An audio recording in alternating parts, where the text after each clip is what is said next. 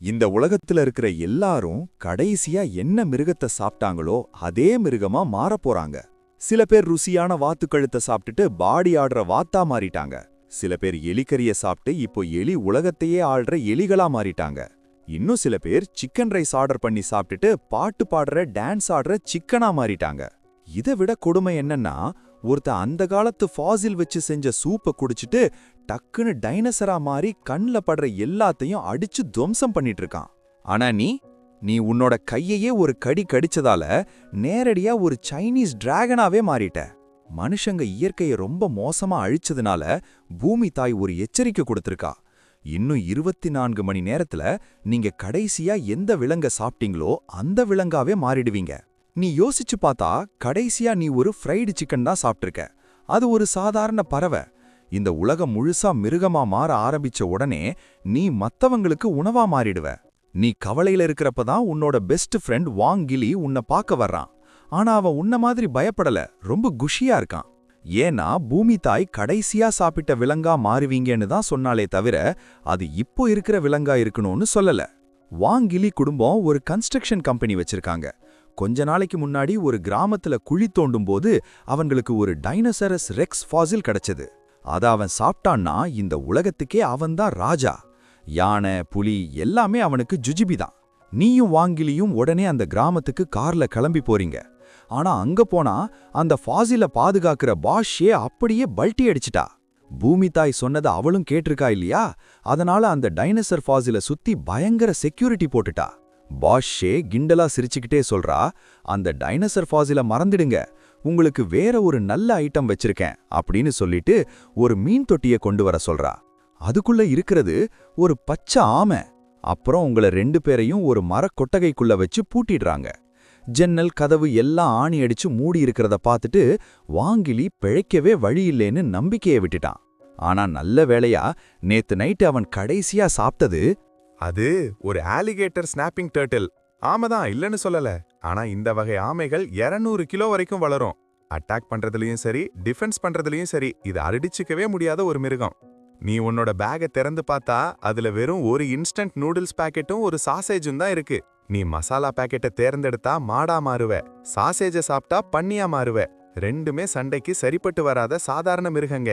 ஆனா நீ ஒரு வழியா நிம்மதி அடைஞ்ச. சரி, நம்ம நண்பன் பெரிய ஆளா மாறிடுவான், அவன் கூடவே ஒட்டிக்கிட்டு தப்பிச்சிடலான்னு நினைச்ச. ஆனா அப்போதான் உனக்கு அந்த ஐடியா வருது, மனுஷங்களும் ஒரு வகை விலங்குதானே, நம்மளையே நாம சாப்பிட்டா என்ன ஆகும்? அதிகபட்சம் என்ன ஆகும்? மாடா பன்னியா மாறுறதை விட இது பெட்டரா இருக்குன்னு உனக்கு தோணுது. அதனால உலகம் முழுசா இந்த மாற்றம் நடக்கிறதுக்கு ஒரு செகண்ட் முன்னாடி உன்னோட கையையே நீ பலமா ஒரு கடி கடிச்ச. அடுத்த நிமிஷம் பூமி தாய் எல்லா மனுஷங்களையும் ஒரு ஆழ்ந்த தூக்கத்துல தள்ளிட்டா. எல்லாருடைய உடம்பும் வளைய ஆரம்பிச்சது, உருமாறினது, விதவிதமான விலங்குகளா மாறினாங்க. ஆனா இங்கதான் ஒரு ட்விஸ்ட். யாருமே நேரடியா பெரிய மிருகமா மாறல, எல்லாரும் குட்டி விலங்குகளா தான் மாறினாங்க. மத்தவங்கள வேட்டையாடி சாப்பிட்டா மட்டும்தான் அடுத்த லெவலுக்கு வளர முடியும், இவால்வ் ஆக முடியும். உன்னோட நண்பன் வாங்கிலி கண்ணு முழிச்சு பார்த்தப்போ அவன் நிஜமாவே ஒரு ஆலிகேட்டர் ஸ்னாப்பிங் டர்ட்டில் குட்டியா மாறியிருந்தான். அவன் சுத்தி சுத்தி தேடியும் உன்னை காணோம். கடைசில பின்னாடி திரும்பி பார்த்தா அங்க ஒரு மனுஷனோட தலை அளவுல ஒரு முட்டை இருக்கு. அந்த முட்டை மேல மங்கலான கோடுகள், அப்பப்போ ஒரு மென்மையான வெளிச்சம் விட்டு விட்டு எரியுது. அத பார்த்து நீயே ஷாக் ஆயிட்ட. உன்னையே நீ கடிச்சதுனால ஒரு டிராகன் முட்டையா மாறுவேன்னு நீ கனவுல கூட நினைக்கல. முட்டையா இருந்தா கூட உன்னால வெளியே நடக்கிற எல்லாத்தையும் 360 டிகிரில தெளிவா பார்க்க முடிஞ்சது. நீ அந்த அதிர்ச்சியில இருக்கிறப்போவே உன் மண்டைக்குள்ள ஒரு சிஸ்டம் வாய்ஸ் கேக்குது. வாழ்த்துக்கள் ஹோஸ்ட், நீங்க இப்போ ஒரு டிராகன் உடம்புக்கு மாறிட்டீங்க. Chinese divine dragon system unlock ஆயிடுச்சு. இப்போதைய நிலை அடைகாக்கும் காலம். காலம் 10,000 வருஷங்கள். இத கேட்டதும் நீ மனசுக்குள்ள சிரிச்சுக்கிட்ட.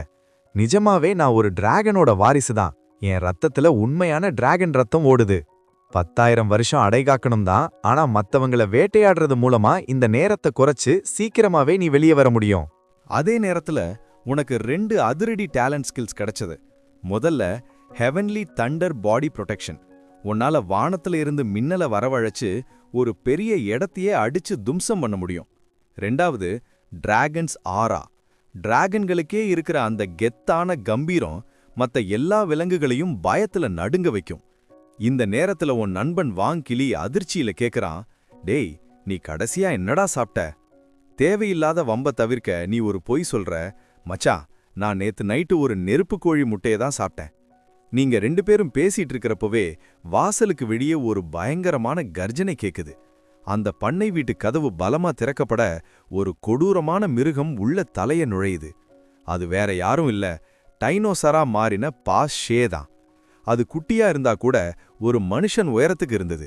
அது கத்துது, வாங்கிலி, உன்னோட பணக்கார பெத்தவங்களே எனக்கு பிடிக்கவே பிடிக்காது. இன்னைக்கு உன்னை ஆம சூப் உடைச்சு குடிக்க போறேன். உடனே தெருநாய்களா மாறின அந்த ஊர் ஜனங்கள் உங்களை சுத்தி வளைக்கிறாங்க. அவங்க கூட்டமா இருந்தாலும் வாங்கிலியோட அந்த முள்முள்ளான ஆம ஓட்ட பார்த்ததும் பயந்து போய் தள்ளி நிக்கிறாங்க. ஆனா பாஸ் ஷேவோட மிரட்டலுக்கு பயந்து ஒரு பெரிய நாய் முன்னாடி பாயுது. இத பார்த்ததும் வாங்கிலி சும்மா இல்லாம அந்த நாயோட மூக்க ஒரே கடியா கடிச்சு துண்டாக்குறான். ஒரு ஆலிகேட்டர் ஸ்னாப்பிங் டர்ட்டிலோட கடிக்கும் விசை 450 கிலோ வரைக்கும் இருக்கும்னு உனக்கு தெரியும் தானே? இத பார்த்ததும் பாஸ் ஷேவுக்கு சம காண்டு. ஒரு ஆமைய கூட உங்களால ஜெயிக்க முடியலையான்னு திட்டிட்டு அடிபட்ட அந்த நாயே அப்படியே முழுங்கிடுறான். இந்த கொடூரமான காட்சியை பார்த்த மத்தவங்க எல்லாம் வாளை சுரட்டிட்டு ஓடுறாங்க. வாங்கிலியும் ரொம்ப நேரத்துக்கு தாக்கு பிடிக்க முடியாதுன்னு உனக்கு தெரியுது. இப்பதான் நீ உள்ள நுழைய வேண்டிய நேரம். நீ அமைதியா இயற்கையோட சக்தியை உணர ஆரம்பிக்கிற. திடீர்னு தெளிவா இருந்த வானம் இருட்டாகி கருத்த மேகங்கள் ஊருக்கு மேல வந்து நிக்குது. பாஸ் ஷே வாங்கிலிய கடிக்க குனியும்போது நீ கத்தற, ஹெவன்லி தண்டர் பாடி ப்ரொடெக்ஷன். அடுத்த செகண்ட் மேகத்துல இருந்து ஒரு மின்னல் வெட்டி அங்க இருந்த அத்தனை விலங்குகள் மேலையும் பாயுது.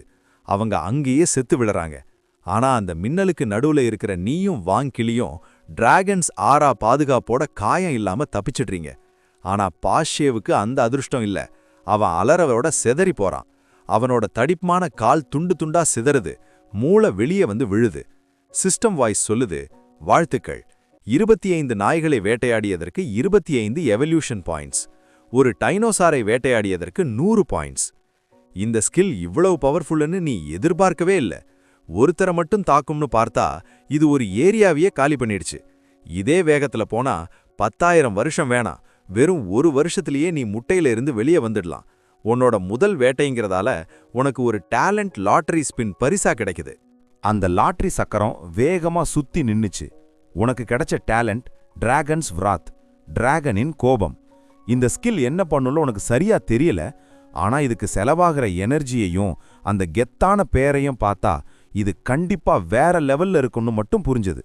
முதல்ல உன்னோட பிளான் என்னன்னா, வாங்கிலி கூட சேர்ந்து எங்கேயாவது ஒரு அமைதியான இடத்துல போய் ஒளிஞ்சுக்கலாம். முட்டை பொரிஞ்சு நீ வெளியே வந்ததும் உலகத்தையே ஒரு கை பார்க்கலான்னு தான் நினைச்ச. ஆனா இப்ப பிளான் மாறிடுச்சு. வர்றவன் எவனா இருந்தாலும் வெட்டி சாய்க்க வேண்டியதுதான். வாங்கிலி உன்னை முதுகுல தூக்கிட்டு மெதுவா அந்த கிராமத்தை விட்டு வெளியே வர்றான். ஒரு புல்வெளியை கடக்கும்போது உள்ளங்கை அளவு இருக்கிற ஒரு எலி அங்கேயும் இங்கேயும் ஓடிக்கிட்டு இருந்தது. சீக்கிரமா வளரணுங்கிற வெறியில வாங்கிலி டக்குன்னு வாயை திறந்து அந்த எலியை அப்படியே முழுங்கிட்டான். அடுத்த செகண்ட் அவனோட மனசுல ஒரு எவல்யூஷன் பாயிண்ட் ஏறுனது தெரிஞ்சது. வாங்கிலிக்கு சந்தோஷம் தாங்க முடியல. அவன் மட்டும் ஆமையா மாறாம இருந்திருந்தா அந்த இடத்திலே ஒரு குத்தாட்டம் போட்டு கொண்டாடி இருப்பான். உன்னோட ஐடியாவை கேட்டு அந்த பாயிண்ட்டை அவன் தன்னோட டிஃபென்ஸ், அதாவது பாதுகாப்பு திறமையில சேர்த்தான். ஏன்னா ஆலிகேட்டர் ஸ்னாப்பிங் டர்ட்டிலுக்கு ஏற்கனவே கடிக்கும் சக்தி அதிகம். அதுக்கு மேல அதை ஏத்த வேண்டிய அவசியம் இல்லை. ஆனா குட்டி ஆமையா இருக்கிறதால ஓடு கொஞ்சம் லேசா இருந்தது. அதனால டிஃபென்ஸ் தான் கரெக்டான சாய்ஸ். அந்த பாயிண்டை யூஸ் பண்ண அடுத்த நிமிஷம் கடமுடான்னு சத்தம் கேட்டு அந்த ஆமை ஓடு கண்ணு முன்னாடியே தடிமனா வளர்ந்தது. அப்படியே 2 பேரும் மலை காடுன்னு 3 நாள் கடந்து நடந்து வரீங்க. தூரத்துல சிட்டி தெரியுது. மின் விளக்குகளோட இன்னும் ஜொலிச்சுக்கிட்டே இருக்கு. மனுஷங்க எல்லாம் விலங்குகளா மாறினதுக்கு அப்புறம் இதெல்லாம் அழிஞ்சு போயிருக்கும்னு நீ நினைச்ச. ஆனா ஆச்சரியமா நாகரிகம் இன்னும் அப்படியே தொடருது. ஆனா சிட்டிக்குள்ள நுழையிற கேட்டுக்கிட்ட ஒரு பயங்கரமான நாய் கூட்டம் உங்க வழிய மறிக்குது. வாங்கிலி உடனே வாயை பெருசா திறந்து அவங்கள மிரட்டுறான். நல்ல வேளையா அந்த நாய்கள் சண்டைக்கு வரல. கொஞ்ச நேரம் பேசினதுல அவங்க ஈவில் டாக் கேங், அதாவது வில்லன் நாய் கும்பல்னு தெரிய வருது. வாங்கிலி அவங்க கூட பேசிட்டு இருக்கிறப்போ நீ அந்த நாய்களை நோட்டம் விடுற. அவங்க எல்லாரும் growth ஸ்டேஜுக்கு வந்துட்டாங்க. சிட்டிக்குள்ள எவல்யூஷன் ஆகிறது ரொம்ப ஈஸின்னு உனக்கு புரியுது. ஏன்னா இங்க தான் விலங்குகளும் மனுஷங்க, அதாவது விலங்கா மாறினவங்க அதிகமா இருக்காங்க. அப்போ அந்த ஈவில் டாக் கேங் ஒரு கண்டிஷன் போட்டாங்க. நீங்க சிட்டிக்குள்ள வரணும்னா மாமூல் கட்டணும். உலகம் முழுக்க இந்த மாற்றம் நடந்த 2வது நாளே ஒருத்தர் ஒரு அதிரடி விஷயத்தை கண்டுபிடிச்சாரு. அது என்னன்னா, எவல்யூஷன் பாயிண்ட்டுகளை மத்தவங்களுக்கு பரிசா கொடுக்க முடியும். இதனால ஒருத்தரை கொன்னு தான் பாயிண்ட்ஸ் எடுக்கணும்னு இல்ல, மிரட்டி உருட்டியும் மத்தவங்க கிட்ட இருந்து பாயிண்ட்ஸை வாங்க முடியும்னு தெரிஞ்சது. ஆனா அதிகப்படியான பாயிண்ட்ஸ் இன்னும் வேட்டையாடுறது மூலமா தான் கிடைக்குது. இதுல பாவம் என்னன்னா, இந்த தாவர உண்ணிகள் தான். அவங்க புல் சாப்பிட்டாலே பாயிண்ட்ஸ் ஏறுங்கிறதால மாமிச உண்ணிகள் அவங்கள சிறைப்பிடிச்சு வச்சு அவங்க கிட்ட இருந்து தினமும் பாயிண்ட்ஸை சுரண்ட ஆரம்பிச்சிட்டாங்க. தேவையில்லாத வம்ப தவிர்க்க நீ 8 எவல்யூஷன் பாயிண்ட்டுகளை கொடுத்துட்டு சிட்டிக்குள்ள நுழைஞ்ச. ஆனா உன் மனசுக்குள்ள ஒரு சபதம் போட்டுக்கிட்ட. இந்த நாய்களோட ஏரியாவுக்குள்ள போனதுக்கு அப்புறம் இவனுங்க எல்லாரையும் ஒரே இடத்துல வர வச்சு நம்ம ஹெவன்லி தண்டர் மூலமா ஒரே அடியா முடிச்சிட வேண்டியதுதான். சிட்டிக்குள்ள போனதும் உனக்கு ஒரே ஆச்சரியம். முன்னாடி இருந்த மாதிரியே எல்லாம் ஓரளவுக்கு ஒழுங்கா நடக்குது. தெருக்கள்ல விதவிதமான மிருகங்கள் நடமாடுது. நிறைய நாய்கள் போலீஸ் மாதிரி ரோந்து போய்கிட்டு இருக்கு. இதையெல்லாம் பார்த்து நீ ஷாக்காகி நிக்கிறப்போ ஒரு பளபளப்பான வெள்ளை முயல் குடுகுடுன்னு வாங்கிலிகிட்ட ஓடி வருது. அதை பார்த்ததும் வாங்கிலி பயந்து போய் ஓட்டுக்குள்ள ஒளிய பார்த்தான். அந்த முயல் பேரு ஷியா ஷிங்ஷிங். நீங்க புதுசா வந்திருக்கீங்கன்னு தெரிஞ்சுக்கிட்டு உங்களுக்கு உதவி செய்ய போறதா அது சொல்லுது. ஆனா அதோட கண்ல இருந்த தந்திரம் உனக்கு தெரிஞ்சிருச்சு. இருந்தாலும் அவளை என்னதான் பண்ண போறான்னு பார்க்கலாமேன்னு நீ அமைதியா இருந்த. அவளோட அன்பான அழைப்பை ஏத்துக்கிட்டு அவ வீட்டுக்கு நீங்களும் போறீங்க. போற வழியில வாங்கிலிக்கு ஒரு சந்தேகம் வருது. சிட்டி சென்டர்ல இருந்து ரொம்ப தூரம் தள்ளி போய்கிட்டு இருக்கீங்க. ஆனா அந்த முயல் தாவர உண்ணிகளுக்கு இங்க பெரிய மதிப்பில்ல, அதனால தான் நாங்க ஒதுக்குப்புறமா தங்கியிருக்கோம்னு சொல்லி சமாளிக்குது. கடைசியா ஒரு பழைய வாடகை வீட்டுக்கு வந்து சேர்றீங்க. ஷியா ஷிங்ஷிங்கோட அப்பா அம்மா 2 பேரும் உங்களை ரொம்ப உபசரிச்சு சாப்பாடு போடுறாங்க. அவங்க தட்டுல பச்சை புல்லும் வாங்கிலிக்கு ஒரு துண்டு கறியும் வைக்கிறாங்க. அந்த முட்டைய அப்படியே கண்டுக்காம விட்டுட்டாங்க. கொஞ்ச நேரம் போனதும் வாங்கிலிக்கு கண்ணு சொக்க ஆரம்பிக்குது. அப்படியே ஒரு ஆழ்ந்த தூக்கத்துல விழுந்துடுறான். அப்பதான் புரியுது, அந்த கறியில மயக்க மருந்து கலந்திருக்கு. இது வாங்கிலிய பிடிக்க அவங்க போட்ட பிளான். ஆனா அவங்களோட உண்மையான டார்கெட்டே நீதான்.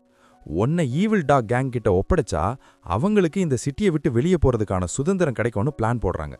ஆனா நீ எல்லாத்தையும் கவனிச்சுக்கிட்டு தான் இருக்க. இது உனக்கு எப்படி இருக்குன்னா, தேடி போன செல்வம் தேடாமலே கிடைச்ச மாதிரி இருக்கு. ஏன்னா எல்லா நாய்களும் இப்போ இங்க வந்து உங்ககிட்ட மாட்ட போகுது. ஈவில் டாக் கேங்கோட ஹெட் குவார்ட்டர்ஸுக்கு மட்டும் போயிட்டா போதும், அங்க இருக்கிற எல்லாத்தையும் ஒரே ஹெவன்லி தண்டர் மூலமா காலி பண்ணிடலாம்னு நீ பிளான் போட்ட. அதன்படியே ஷியா சிங் உன்னை அந்த கும்பலோட தலைவனான பிளாக் டாக் கிங் முன்னாடி கொண்டு போய் நிறுத்துறா. உன்னோட சக்தியை வச்சு பார்த்தப்போ அவன் ஒரு கேன் கோர்சோ வகை நாயின்னு தெரியுது. அவன் இன்னும் வளர்ச்சி நிலையில தான் இருக்கான். ஆனா ஒரு சாதாரண நாயை விட ரொம்ப பெருசா மிரட்டுற மாதிரி இருக்கான். இந்த பிளாக் டாக் கிங்கோட உண்மையான பேரு வாங் லின். அவன் ஒரு ப்ரொஃபஷனல் பாக்ஸர். ஒரு சண்டையில பலமா அடிபட்டு ஆஸ்பத்திரியில படுத்துக்கிட்டு இருந்தப்போதான் இந்த உலகமே மிருகமா மாறுச்சு. அவன் பக்கத்துல இருந்த கேன் கோர்சோ நாயை சாப்பிட்டதால அவனோட காயங்கள் எல்லாம் அடுத்த செகண்ட் மாயமா மறைஞ்சிடுச்சு. அவன் நாயா மாறினாலும் ஒரு பாக்ஸருக்கே உரிய வேகத்தோடவும் பலத்தோடவும் எல்லா எதிரிகளையும் அடிச்சு துவம்சம் பண்ணி இந்த இடத்துக்கு வந்திருக்கான். அவன் பசியோட உன்ன முட்டைய பார்த்ததும், சரி நைட்டு டின்னர் முடிச்சாச்சு, இருந்தாலும் இந்த முட்டைய ஒரு புடி புடிச்சிடலாம்னு நினைச்சு வாயை பெருசா திறக்கிறான். ஆனா அடுத்த செகண்ட் அந்த முட்டையிலிருந்து ஒரு பயங்கரமான சக்தி வெளிப்படுது. அந்த அழுத்தத்துல பிளாக் டாக் கிங் அப்படியே தரையில அழுந்தினான். அப்போ உன்னோட குரல் ஒரு இடி முழக்கம் மாதிரி கேக்குது. மண்டியிடு, நீ வெறும் அற்ப பிராணி. இந்த வார்த்தைகளை கேட்டதுமே அவனுக்கு உள்ளுறுப்புகளெல்லாம் அதிருது. எலும்புகள் உடையிற சத்தம் கேக்குது. அவனோட அலறல் சத்தம் கேட்டு வெளியே இருந்த மத்த நாய்களும் உள்ள ஓடி வராங்க. ஆனா அவங்களும் உன்னோட டிராகன் சாரால சிக்கி அப்படியே தரையோட தரையா ஒட்டிக்கிட்டாங்க. அப்போ நீ கட்டளையிடுற, பிளாக் டாக் கிங், உன்னோட ஆட்கள் எல்லாரையும் இங்க வர சொல்லு. தலைவங்கிற திமிர்ல அவன் கொஞ்சம் எதிர்க்க பார்த்தான். ஆனா நீ உன்னோட முழு டிராகன் சக்தியையும் இறக்குனதும் அவனோட மன தைரியம் அப்படியே நொறுங்கிடுச்சு. எல்லா நாய்களும் வந்ததும் நீ உன்னோட சக்தியை தளர்த்துற. பிளாக் டாக் கிங் அப்படியே மூச்சிறைக்க தரையில விழுந்து பயத்துல கேக்குறான், உங்களுக்கு எங்ககிட்ட இருந்து என்ன வேணும்? முதல்ல அவனுங்க எல்லாரையும் கொன்னுடலான்னு தான் நினைச்ச, ஆனா கடைசி நிமிஷத்துல பிளானை மாத்திட்டேன். ஏன்னா இந்த நாய்கள் ஒரு கூட்டத்தையே அடிமையா வச்சு பாயிண்ட்ஸ் சம்பாதிக்குதுங்க. அவனுங்கள கொல்றதை விட அவனுங்க சம்பாதிக்கிற எல்லா எவல்யூஷன் பாயிண்ட்ஸையும் நீயே ஆட்டைய போட்டா நீ சீக்கிரமா முட்டையிலிருந்து வெளியே வந்துடலாம். அதனால அவங்களுக்கு 2 சாய்ஸ் கொடுத்த. ஒன்னு எனக்கு அடிபணியணும், இல்லன்னா சாகணும். உன்னோட சக்தியை நேர்ல பார்த்த அவனுங்க யோசிக்காம சரணடைஞ்சாங்க. பிளாக் டாக் கிங் தான் வச்சிருந்த எல்லா பாயிண்ட்ஸையும் உன்கிட்டயே கொடுத்துட்டான். அடுத்த நிமிஷம் 10,000 வருஷம்னு இருந்த உன்னோட அடைகாக்கும் காலம் 9,890 வருஷமா குறைஞ்சது. முதல் முறையா நீ எவல்யூஷன் பாயிண்ட்ஸை யூஸ் பண்ணி நேரத்தை குறைச்சதால சிஸ்டம் உனக்கு இன்னொரு லாட்டரி ஸ்பின் கொடுக்குது. அதுல உனக்கு கிடைச்ச டேலண்ட் ஸ்பிரிச்சுவல் எனர்ஜி சர்க்குலேஷன். இந்த டேலண்ட் மூலமா அந்த டிராகன் முட்டைக்குள்ளேயே தானா 100 பாயிண்ட்ஸ் எனர்ஜி உருவாகும். இப்போ உன்னால எவ்வித ரிஸ்க்கும் இல்லாம சும்மா மூச்சு விடுறது மூலமாவே தினமும் 100 பாயிண்ட்ஸ் எனர்ஜி எடுக்க முடியும். அதாவது சிட்டியை விட்டு வெளியே போய் ஒரு 2-3 வருஷம் அமைதியா ஒளிஞ்சிருந்தாலே நீ வெற்றிகரமா முட்டையிலிருந்து வெளியே வந்துடலாம். ஆனா இந்த காலத்துல நிலைமை ஒவ்வொரு நிமிஷமும் மாறிக்கிட்டு இருக்கு. அவ்வளவு காலம் காத்துட்டு இருக்க உனக்கு நேரம் இல்ல. அதனால நீ உடனே ஈவில் டாக் கேங் அப்படிங்கிற பேரை மாத்தி டிராகன்ஸ் நெஸ்ட் அப்படின்னு பேர் வச்ச. பிளாக் டாக் கிங்கே எல்லாத்தையும் பார்த்துக்க சொன்னதுல அவன் அப்படியே உருகி போயிட்டான். உடனே மண்டியிட்டு உன்னை பாஸ்னு கூப்பிட ஆரம்பிச்சிட்டான். பிளாக் டாக் கிங் மூலமா தான் உனக்கு சிட்டியோட முழு விவரமும் தெரியுது. இப்போ இந்த ஹைஷாங் சிட்டி 3 பெரிய கோஷ்டிகளா பிரிஞ்சிருக்கு. அதுல ஒன்னு உன்னோட டிராகன்ஸ் நெஸ்ட், மத்த 2ல ஒன்னு மெய் லின்மாவோ தலைமையிலான பூனை கேங், இன்னொன்னு எலி கேங். இத கேட்டதும் உனக்கு ஒரே சிரிப்பு. நிஜமாவே எவனாவது எலிய போய் சாப்பிடுவானான்னு நினைச்ச. ஆனா அந்த எலி ராஜா சாதாரண ஆள் கிடையாது. எல்லாரும் பெரிய மிருகமா மாறணும்னு பெரிய பெரிய விலங்குகளை தேடிட்டு இருந்தப்போ இவன் மட்டும் தெளிவா எலிய தேர்ந்தெடுத்தான். ஏன்னா வரலாறு முழுக்க எல்லா மோசமான சூழ்நிலையிலையும் தப்பிச்சு பிழைக்கிற ஒரே இனம் எலிதான். அதனால அருவருப்பை தாங்கிக்கிட்டு அவன் எலிய விழுங்குனான். இப்போ இந்த சிட்டியோட பாதாள சாக்கடை முழுவதையும் அவன்தான் ஆடுறான். இந்த பூனை கேங்கையும் எலி கேங்கையும் எப்படி ஒழிக்கலாம்னு நீ யோசிச்சுட்டு இருக்கிறப்போ அந்த நாய் கூட்டத்துல இருந்த ஒரு ஸ்ட்ராட்டஜிஸ்ட் முன்னாடி வர்றான். பார்த்தா அது ஒரு ஹஸ்கி நாய். அவனோட பிளான் ரொம்ப சிம்பிள். எல்லா பூனைங்களையும் எலிகளையும் ஒரு ரகசிய இடத்துக்கு வரவழைச்சு மொத்தமா தீ வச்சு கொளுத்திடலாம். ரொம்ப அறிவாளி மாதிரி பேசிக்கிட்டு இருந்த அந்த ஹஸ்கியோட பிளான்ல இருக்கிற ஓட்டைய நீ டக்குன்னு பிடிச்ச. அவனுங்களை எப்படி அங்க வரவழிப்ப? ஒரு தரமான பெயிட் இல்லாம இதெல்லாம் வெறும் வாய் பேச்சுதான், வேலைக்கு ஆகாதுன்னு சொன்னேன். ஆனா அப்புறம்தான் உனக்கு தோணுச்சு, உன்னை விட ஒரு சிறந்த இறை வேற யாரு இருக்க முடியும். இத டெஸ்ட் பண்ணி பார்க்க நீ அதுவரைக்கும் மறைச்சு வச்சிருந்த உன்னோட டிராகன் சக்திய வெளியே விட்ட. அடுத்த செகண்ட் அந்த முட்டை பிரகாசமா ஜொலிக்க ஆரம்பிச்சது. அதை பார்த்ததும் சுத்தி இருந்த எல்லா நாய்களுக்கும் நாக்குல எச்சி ஊறாவிச்சிருச்சு. உன்னை சாப்பிட்டா அவங்க எங்கேயோ போயிடலாங்கிற வெறி அவங்களுக்கு வந்துருச்சு. இதுதான் கச்சிதமான பெயிட். நீங்க அடுத்த கட்டத்தை பத்தி பேசிக்கிட்டு இருக்கிறப்பவே உன்னோட உயிர் நண்பன் வாங்கிலியே உன்னோட ஆளுங்க உள்ள கூட்டிட்டு வர்றாங்க. என்ன நடந்துச்சுன்னா, காலையில முழிச்சு பார்த்த வாங்கிலிக்கு உன்னை காணோன்னதும் பதறி போயிட்டான். உடனே அந்த முயல் குடும்பத்தை வளைச்சி பிடிச்சி மிரட்டி உண்மையை கறந்துட்டான். நீ ஈவில் டாக் கேங் கிட்ட மாட்டிட்டேன்னு தெரிஞ்சதும் அவனுக்கு பயங்கர குற்ற உணர்ச்சி. நாம மட்டும் அந்த கறியை சாப்பிடாம இருந்திருந்தா இப்படி ஆகியிருக்காதேன்னு வருத்தப்பட்டான். அப்புறம் ஷியா ஷிங்ஷிங்கை மிரட்டி அவ பின்னாடியே இங்க வந்துட்டான். உன்னை பார்த்ததும் அவனுக்கு ஒரே சந்தேகம். டேய், நீ வெறும் முட்டையாதானடா இருக்க, அதுக்குள்ள எப்படி இந்த நாய் கூட்டத்துக்கே தலைவனானன்னு ஷாக் ஆகிட்டான். ஆனா போன தடவை நீ மின்னலை வரவழிச்சதை யோசிச்சு பார்த்துட்டு ஒரு முடிவுக்கு வந்துட்டான். ஆபத்துன்னு தெரிஞ்சும் உன்னை தேடி வந்த வாங்கிலிய பார்த்தப்போ உனக்கு ரொம்ப பெருமையா இருந்தது. இவன் தாண்டா உண்மையான நண்பன். வாங்கிலி வந்ததும் ரொம்ப ஓவரா சீன் போட ஆரம்பிச்சிட்டான். மச்சான், எதுக்கு யோசிக்கிற? எல்லாத்தையும் ஒரே மின்னல்ல போட்டு தள்ளிட வேண்டியது தானேன்னு கத்துறான். ஆனா நீ சிரிச்சுக்கிட்டே, என்கிட்ட ஒரு சூப்பர் பிளான் இருக்குன்னு சொன்னேன். ஏன்னா அந்த மின்னல் ஸ்கில்லுக்கு ரொம்ப எனர்ஜி வேணும், அதை சும்மா வீணாக்க உனக்கு விருப்பம் இல்லை. 3 நாள் கழிச்சு சிட்டி முழுசும் ஒரு பயங்கரமான வதந்தி பரவுது. ஈவில் டாக் கேங் தலைவனுக்கு ஒரு ஜொலிக்கிற முட்டை கிடைச்சிருக்கான். அது இந்த உலகத்துல இருக்கிற முட்டை மாதிரியே இல்லையா. கண்டிப்பா அது டிராகன் முட்டையா தான் இருக்கும். அதை எந்த மிருகம் சாப்பிட்டாலும் அதுக்கு டிராகன் ரத்தம் கிடைச்சு அது ஒரு டிராகனாவே மாறிடும். இந்த நியூஸ் சிட்டி முழுக்க பரவனதும் எல்லா கோஷ்டிகளும் அலற ஆரம்பிச்சிட்டாங்க. அந்த பூனை கேங்கும் எலி கேங்கும் பயங்கரமா பிளான் போடுறாங்க. ஆனா ஈவில் டாக் கேங் பலமா இருக்கிறதால அவங்க 2 பேரும் ஒரு ரகசிய கூட்டணி வச்சாங்க. அவங்க பிளான் இதுதான். பூனைங்க நேரடியா சண்டைக்கு போய் நாய்களை திசை திறப்பணும். அந்த நேரத்துல எலிங்க சாக்கடை வழியா வந்து அந்த டிராகன் முட்டைய அபேஸ் பண்ணிட்டு போயிடணும். ஆனா அவங்களுக்கு பாவம் தெரியாது, நீ அவங்களுக்காக ஒரு மரண பொறியை ரெடி பண்ணி வச்சிருக்கேன்னு. இந்த கேப்ல பிளாக் டாக் கிங் தினமும் வந்து தான் வசூலிச்ச எவல்யூஷன் பாயிண்ட்ஸை உங்ககிட்ட ஒப்படைக்கிறான். நீயும் மொத்தமா எடுத்துக்காம 80% மட்டும் எடுத்துக்கிட்டு மிச்சத்தை அவனுக்கே கொடுத்துட்ற. ஏன்னா அவனும் பலமானாதான் உன்னோட ஏரியாம அவனால கட்டுக்கோப்பா வச்சுக்க முடியும். அவன் மட்டும் இல்ல, அவனோட கேங்ல இருக்கிற நாய்கள், ஏன் அங்க சிறைப்பிடிக்கப்பட்டிருக்கிற தாவர உண்ணிகள் கூட. உன்னோட உத்தரவுப்படி அந்த தாவர உண்ணிகள் தங்களோட பலத்தை வளர்த்துக்க கொஞ்சமா எவல்யூஷன் பாயிண்ட்ஸை வச்சுக்க நீ அனுமதி கொடுத்த. அது மட்டும் இல்லாம ஒரு தாவர உண்ணி வளர்ச்சி நிலைக்கு, அதாவது growth ஸ்டேஜுக்கு வந்துட்டா அது இன்னும் அதிகமான பாயிண்ட்ஸை கொடுக்கும். இது எல்லாருக்கும் ஒரு வின்-வின் சிச்சுவேஷன்.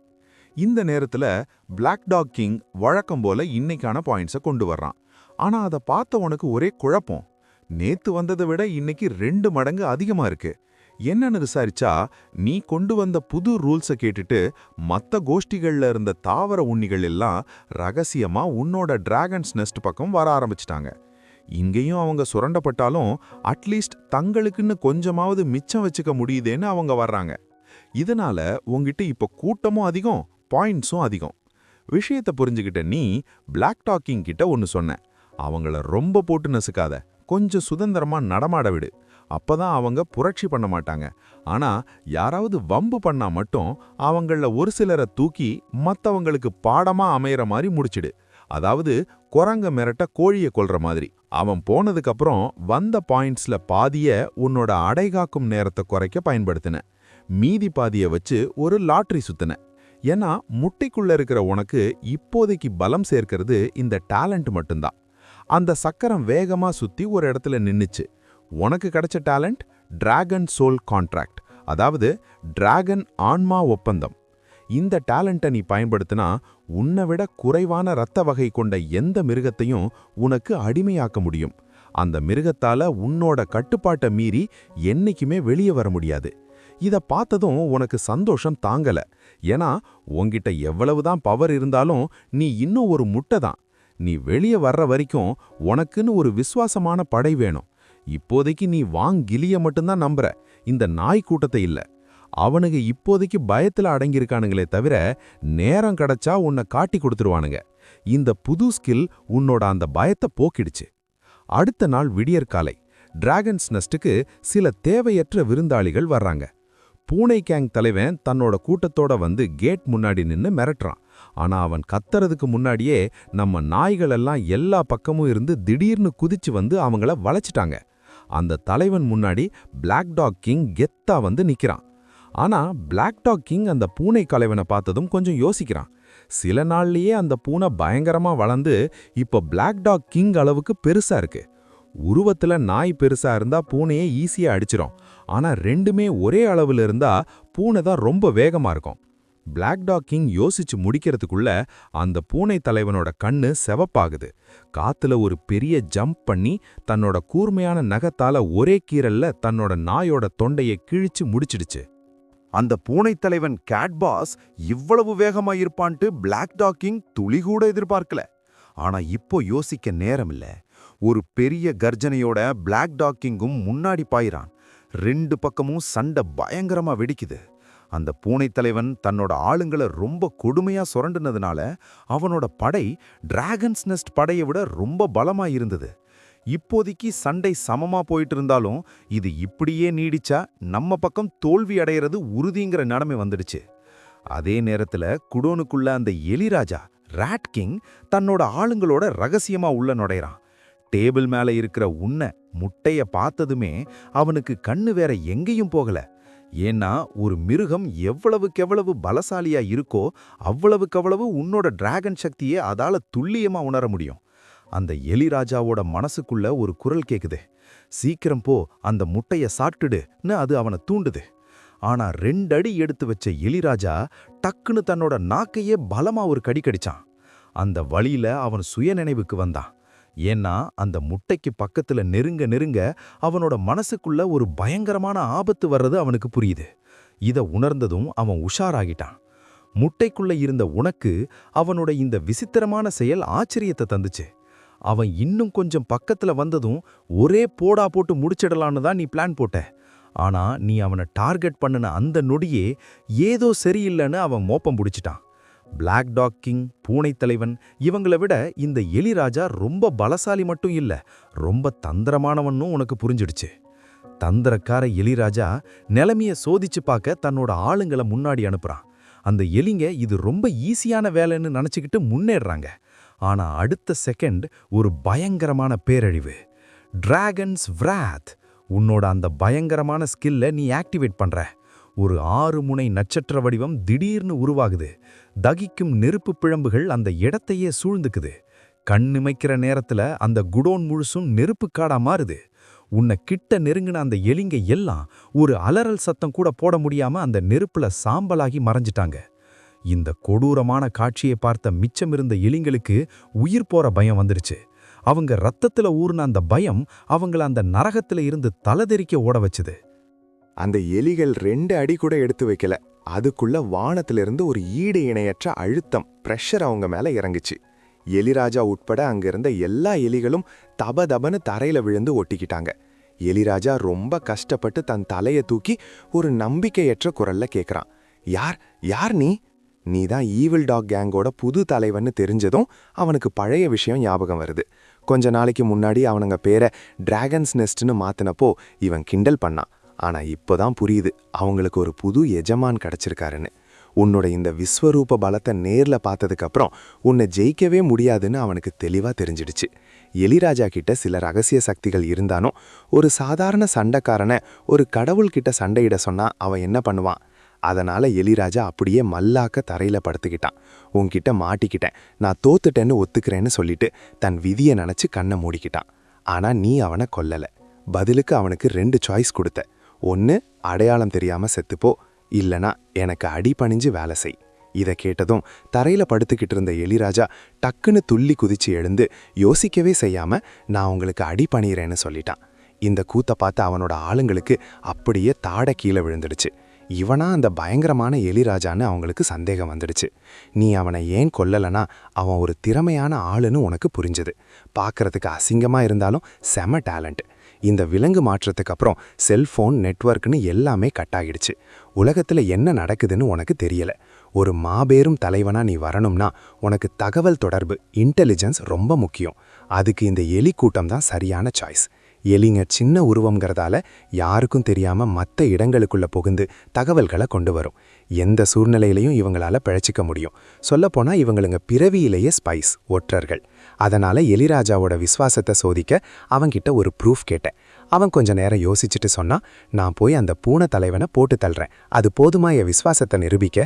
நீ தலையாட்டி சம்மதம் சொன்னதும் எலிராஜா ஒரு கருப்பு நிழல் மாதிரி மின்னல் வேகத்துல குடோனை விட்டு வெளியே பாயிறான். அதே நேரத்துல நம்ம கேட் கிட்ட பூனை தலைவன் ரத்த வெறியில ஆடிக்கிட்டு இருக்கான்.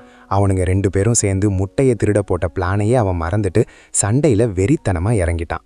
உண்மையிலேயே அவங்க நேரத்தை மட்டும் கடத்தினாலே போதும், இவ்வளோ வெறித்தனமா சண்டை போட வேண்டிய அவசியமே இல்லை. ஆனா சண்டேன்னு வந்துட்டா இதையெல்லாம் யாரு பாக்குறா? டிராகன்ஸ் நெஸ்ட் தோத்து போற நிலைமையில இருக்கு. இப்போ பூனை தலைவனோட மனசுல ஒரே ஒரு எண்ணம் தான், முதல்ல இந்த நாய்களை ஒரு வழி பண்ணிட்டு அப்புறம் அந்த நாத்தம் எடுத்த எலிங்களை மொத்தமா துவம்சம் பண்ணிடணும். ஆனா அந்த நேரத்துல தான் ஒரு கருப்பு நிழல் மின்னல் வேகத்துல அங்க வந்துச்சு. அது நின்னதுக்கு அப்புறம் தான் அங்க இருந்த எல்லா நாய்க்கும் பூனைக்கும் ஒரு விஷயம் தெளிவா தெரிஞ்சது. அது ஒரு நாய் அளவு பெரிய எலி. இத பார்த்ததும் எல்லா மிருகங்களும் அப்படியே உறைஞ்சு போயிட்டாங்க. இந்த எலிக்கு என்னாச்சு, எப்படி இவ்வளவு பெருசா வளர்ந்துச்சு நீ எல்லாரும் ஆச்சரியப்பட்டாங்க. பூனை தலைவன் அது எலிராஜான்னு டக்குன்னு அடையாளம் கண்டுகிட்டான். அவன் எப்படி இவ்வளவு பெருசா ஆனா அப்படின்னு கேட்க அவனுக்கு நேரமில்ல. எலிராஜாவோட சேர்ந்து இந்த நாய்களை அடிச்சு துவம்சம் பண்ணலான்னு அவன் நினைச்சான். ஆனா அவன் வாயை திறக்கிறதுக்குள்ள ஒரு மரண ஓலம் அந்த இடத்தையே அதிர வச்சது. அங்க நின்னுகிட்டு இருந்த எலிராஜா எந்த முன்னறிவிப்பும் இல்லாம பூனை தலைவனை அட்டாக் பண்ணிட்டான். அவனோட கூர்மையான பற்கள் பூனை தலைவனோட தொண்டைய ஒரே கடியில கிழிச்சிடுச்சு. கொஞ்ச நேரத்துல அந்த பூனை தலைவன் செத்து போக எலிராஜா அந்த பிணத்தை இழுத்துக்கிட்டு அங்கிருந்து மாயமா மறைஞ்சிட்டான். தலைவன் இல்லாத அந்த பூனைப்படைய பிளாக் டாக் கிங் ஈஸியா அடக்கிட்டான். குடவுனுக்குள்ள இருந்த நீ ஏன் எலிராஜாவை தைரியமா வெளியே அனுப்புனா, உன்னோட ஃப்ரீ டைம்ல உன்னோட ஸ்கில்ஸை எப்படியெல்லாம் புதுசா பயன்படுத்தலான்னு நீ கத்துக்கிட்டு இருந்த.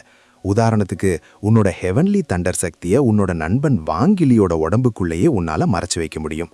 அவன் எப்போ நினைச்சாலும் அதை மின்னலா வெளிப்படுத்த முடியும். ஆனா அதுக்கு அவன் பெரிய விலை கொடுக்க வேண்டியிருக்கும். அதே மாதிரி டிராகன்ஸ் விராத் ஸ்கில்லையும் நீ அப்டேட் பண்ணிட்ட. ஒருத்தனோட எனர்ஜியை நீ லாக் பண்ணிட்டா அவன் எங்க ஓடினாலும் இந்த நெருப்பு அவனை துரத்தி போய் அழிச்சிடும். நீ ஏற்கனவே எலிராஜாவோட எனர்ஜியை லாக் பண்ணி வச்சிருந்த. அவன் மட்டும் 3 நிமிஷத்துல வரலைனாலோ இல்ல தப்பிக்க பார்த்தாலோ அந்த நெருப்பு அவனை பொசுக்கி இருக்கும். ஆனா சரியா அந்த நேரத்துல குடோன் கதவு பலமா திறக்கப்பட்டுச்சு. எலிராஜா அந்த பூனை தலைவனோட பிணத்தை இழுத்துக்கிட்டு உள்ள வந்தான். உன்னோட அனுமதியை வாங்கினதுக்கு அப்புறம் அவனோட ராட்சச உடம்பு பழையபடி சின்னதா மாறுச்சு. அப்புறம் அவன் உன் முன்னாடி மண்டிக்கிட்டான். இந்த வேலைக்காக அவன் தன் முழு சக்தியையும் கொடுத்ததுனால அவனோட உடம்பே ரொம்ப சோர்ந்து போயிருந்தது. ஆனா அவன் மூச்சு வாங்கறதுக்குள்ள ஒரு பயங்கரமான டிராகன் கர்ஜனை அவன் மண்டைக்குள்ள வெடிச்சது. அவன் கண்ணு இருட்டாகி மயங்கி விழுந்தான். நீ உன்னோட டிராகன் சோல் கான்ட்ராக்ட் ஸ்கில்ல ஆக்டிவேட் பண்ணிட்ட. ஒரு 10 நிமிஷம் கழிச்சு அவன் முழிச்சு பார்த்தப்போ அவனோட சிவந்த கண்கள் வெறிச்சோடி போயிருந்தது. அவன் ஏதோ ஒரு பயங்கரமான நரகத்தை பார்த்துட்டு வந்த மாதிரி இருந்தான். நீ அவனுக்கு போட்டது ஒரு அடிமை ஒப்பந்தம். அந்த ஒப்பந்தம் முடிஞ்சதும் உன்னோட டிராகன் ஆன்மா அவனோட மனசுல ஒரு அழியாத முத்திரைய பதிச்சிடுச்சு. அந்த ஒப்பந்தம் எலிராஜாவோட ஆன்மாவுக்குள்ள ஆழமா பதிஞ்சிடுச்சு. சாதாரண மிருகங்களோட ஆன்மா ரொம்ப பலவீனமானது. அதுவும் எலிங்க பிறவியிலே பயந்த சுபாவம் கொண்டவங்க. இந்த டிராகன் சோல் கான்ட்ராக்ட் முறைக்கு அப்புறம் எலிராஜா நிஜமாவே ரொம்ப கஷ்டப்பட்டுட்டான். ஆனா இப்போ உனக்கும் அவனுக்கும் நடுவுல ஒரு விசித்திரமான பிணைப்பு கனெக்ஷன் உருவானத உன்னால உணர முடியுது. அவனோட வாழ்வும் சாவும் இப்போ உன்னோட விரல் நுனியில. பூனை தலைவன் செத்து போயிட்டான். எலிராஜா சரணடைஞ்சிட்டான். ஒரு வழியா இந்த பெரும் போர் முடிவுக்கு வந்துச்சு. இப்போ அந்த கடல் சார்ந்த ஏரியா முழுசும் உன்னோட கட்டுப்பாட்டுல இருக்கு. மெதுவா இரவு நேரமும் வருது. நீ உன்னோட அமைப்போட எல்லா தலைவர்களையும் கூப்பிட்டு டிராகன் டைனாஸ்டியோட அடுத்த பிளான் பத்தி பேசுற. உனக்கு இன்னும் அதிகமான எவல்யூஷன் பாயிண்ட்ஸ் வேணும். அதனால உன்னோட ஆதிக்கத்தை சிட்டிக்கு வெளியேயும் பரப்பணும்னு முடிவு பண்ற. ஆனா அதுக்கு முன்னாடி சிட்டிக்குள்ள இருக்கிற மத்த சின்ன சின்ன ஆபத்துகளையும் ஒழிக்கணும். மத்த குட்டி குட்டி கோஷ்டிகள் உனக்கு பெரிய சவால் இல்லைனாலும் அவங்கள அப்படியே விட்டா என்னைக்கு வேணாலும் அவனுங்க தலைவலி கொடுப்பாங்க. வெளியூர்ல சண்டை போடும்போது வீட்டுக்குள்ள பிரச்சனை வரக்கூடாதுன்னு நீ தெளிவா இருக்க. அதனால அந்த பொறுப்பை பிளாக் டாக் கிங் கிட்ட ஒப்படைக்கிற. எலிராஜாவுக்கு ஒரு முக்கியமான வேலை. அவன் தன் எலிப்படையோட சேர்ந்து ஹைஷாங் சிட்டிக்கு வெளியே என்ன நடக்குதுன்னு உளவு பார்க்கணும்.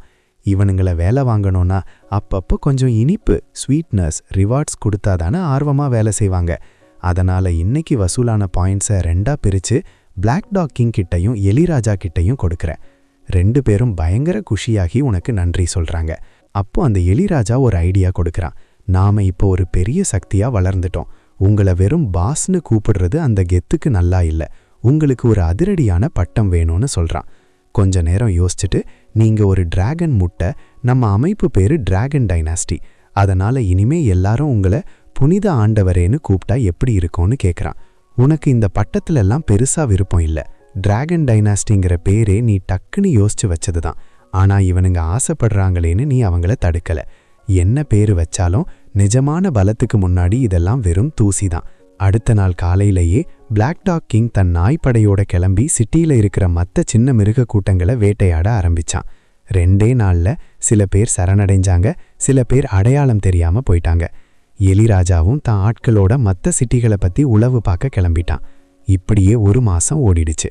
இப்போ டிராகன் டைனாஸ்டியோட ஹெட் குவார்ட்டர்ஸ்ல நீ ரொம்ப போர் அடிச்சு போய் உன்னோட சிஸ்டம் பேனலை வெறிச்சு பார்த்துட்டு இருக்க. கடந்த 1 மாசமா நீ வசூலிச்ச எல்லா எவல்யூஷன் பாயிண்ட்ஸையும் உன்னோட அடைகாக்கும் நேரத்தை குறைக்கவே பயன்படுத்தினேன். அதனால 9880 வருஷமா இருந்தது இப்போ 8000 வருஷமா குறைஞ்சிருக்கு. ஆனா இந்த வேகத்துல உனக்கு திருப்தி இல்ல. ஏன்னா இந்த 1 மாசத்துல பல விசித்திரமான விஷயங்கள் நடக்க ஆரம்பிச்சிருக்கு. எலிராஜாவை தவிர இன்னும் ஒரு டசன் மியூட்டேட்டட் மிருகங்கள் சிட்டிக்குள்ள உருவாகியிருக்கு. அவங்கள சில பேருக்கு தங்களோட பலத்தை டக்குன்னு பல மடங்கு அதிகமாக்குற சக்தி இருக்கு. சில பேர் தங்களோட லிமிட்டையே தாண்டி மின்னல் வேகத்துல ஓடுறாங்க. இன்னும் சில பேருக்கு செவுத்தையே ஈஸியா கிழிச்சு எறிகிற அளவுக்கு பலமான நகங்கள் வளர்ந்துருக்கு. இதெல்லாம் இயற்கைக்கு மாறா திடீர்னு நடந்த மாற்றங்கள். ஆனா இது ஏன் நடக்குதுன்னு உனக்கு இன்னும் புரியல. நல்ல வேளையா இந்த உருமாறிய மிருகங்கள்ல பாதி பேரு நம்ம டிராகன் நெஸ்ட் மெம்பர்கள் தான். அதுல பிளாக் டாக் கிங்கும் ஒருத்தன். அவனோட உதவியோட மற்ற உருமாறிய மிருகங்களை நீ வெற்றிகரமா அடக்கிட்ட. ஆனா இவங்க தங்களோட சக்தியை பயன்படுத்தும் போது ரொம்ப சீக்கிரமே சோர்ந்து போயிடுறாங்க. அதை ரொம்ப நேரம் அவங்களால நீட்டிக்க முடியல. நீ இத பத்தி தீவிரமா யோசிச்சுட்டு இருக்கும்போது ஒரு கீச்சு குரல் உன்னை கலைச்சது. அது 1 மாசத்துக்கு முன்னாடி கிளம்பி போன எலிராஜாவோட குரல். இப்போ அவனோட உருவம் இன்னும் பெருசா வளர்ந்து ஒரு முழு வளர்ச்சி அடைந்த நிலைக்கு வந்துட்டான். அவன் சொன்ன தகவல்கள் மூலமா மொஹாய் சிட்டியோட நிலவரம் உனக்கு தெரியுது. இந்த மொஹாய் சிட்டி தான் நீயும் வாங்கிலியும் முன்னாடி வாழ்ந்த இடம். அங்கிருந்து தான் நீங்க ஃபாசில் தேடி மலைக்கு வந்தீங்க. அப்புறம் வாங்கிலி ஆமையாவும் நீ முட்டையாவும் மாறினீங்க. மொஹாய் சிட்டியில இருந்து இங்க வரதுக்கே உங்களுக்கு பல நாள் ஆச்சு. இப்போ அந்த சிட்டி ஒரு சிங்க கூட்டத்தோட கட்டுப்பாட்டுல இருக்கு. அவங்க எல்லாரும் மெச்சூர் ஸ்டேஜுக்கு வந்துட்டாங்க. அவங்களோட தலைவன் கோல்டன் லயன் கிங். ஆனா அவன் உண்மையிலே ஒரு சிங்கம் இல்ல, ஒரு மியூட்டேட்டட் கூகர். எலிராஜா சொல்லும்போது அந்த தலைவனோட சக்தி ரொம்ப கொடூரமானதுன்னும் உளவு பார்க்கும்போது அவன்கிட்ட இவனே மாட்டிக்க பார்த்ததாவும் சொன்னான். இதை கேட்டதும் உனக்கு ஆர்வம் அதிகமாயிடுச்சு. முகாய் சிட்டி உனக்கு ரொம்ப பழக்கப்பட்ட இடம். அது மட்டும் இல்லாம அது இங்க இருந்து ரொம்ப தூரமும் இல்ல. அதனால அங்க ஒரு தரம் போய் எட்டி பார்த்துட்டு வரலாம்னு முடிவு பண்ணிட்ட. அன்னைக்கு நைட்டே எல்லா தலைவர்களையும் கூப்பிட்டு நீ கிளம்புற பிளான சொன்னேன். நீ இல்லாதப்போ ஹைஷாங் சிட்டியை பிளாக் டாக் கிங் தான் பார்த்துக்கணும். தினமும் வசூலாகிற பாயிண்ட்ஸையும் அவன் பத்திரமா வச்சிருக்கணும். நீ வந்ததும் அவன்கிட்ட இருந்து வாங்கிக்கலாம். ஏன்னா சிட்டிக்குள்ள உருமாறிய மிருகங்கள் வந்த உடனேயே நீ எக்கச்சக்கமா செலவு பண்ணி அவங்க எல்லாருக்கும் டிராகன் சோல் கான்ட்ராக்ட் போட்டுட்ட. அதுல பிளாக் டாக் கிங்கும் அடக்கம். உன்னோட அந்த டிராகன் சோல் கான்ட்ராக்ட் இருக்கிற வரைக்கும் அவனுங்க உனக்கு எதிரா தப்பி தவறி கூட எந்த தப்பான எண்ணத்தையும் மனசுல நினைக்க மாட்டானுங்க. அடுத்த நாள் விடியற்கால ஹைஷாங் சிட்டியோட வெளிப்புறத்துல இருக்கிற நெடுஞ்சாலையில வாங்கிலி உன்னை முதுகுல சுமந்துக்கிட்டு மெதுவா ஊர்ந்து போய்கிட்டு இருக்கான். ஒரு மாசத்துக்கு அப்புறம் உங்களோட இந்த விசித்திரமான ஜோடி மறுபடியும் ஒரு புது பயணத்தை ஆரம்பிச்சிருக்கீங்க. ஆனா இப்போ காடு மலையெல்லாம் ரொம்பவே மாறி இருக்கு. முன்னாடி சமமா நேரா இருந்த அந்த நெடுஞ்சாலை இப்போ செடி கொடிகளாலையும் மூடப்பட ஆரம்பிச்சிருச்சு. இதே வேகத்துல போனா இன்னும் சில 10 வருஷங்கள்ல மனுஷங்க விட்டுட்டு போன இந்த சிட்டிகள் எல்லாம் முழுசா காட்டோட காடா மறைஞ்சு போயிடும். வர்ற வழியில நிறைய விலங்குகளோட கால் தடங்கள் தெரியுது. ஆனா உங்கள மாதிரி ரோட்ல தைரியமா நடமாடுற விலங்குகளை பார்க்க முடியல. ரொம்ப கொடூரமான மிருகங்களா இருந்தா மட்டும்தான் ரோட்ல வருதுங்க. ஆனா மொஹாய் சிட்டிக்கு போக இந்த ரோடு தான் ரொம்ப பக்கம். வழியில என்ன பிரச்சனை வந்தாலும் சரி அதை சமாளிச்சு தான் ஆகணும். கிளம்புறதுக்கு முன்னாடி பிளாக் டாக் கிங் பாதி பேரை கூப்பிட்டு உங்களுக்கு பாதுகாப்பா வரேன்னு சொன்னான். ஆனா நீ அதை கண்டிப்பா மறுத்துட்ட.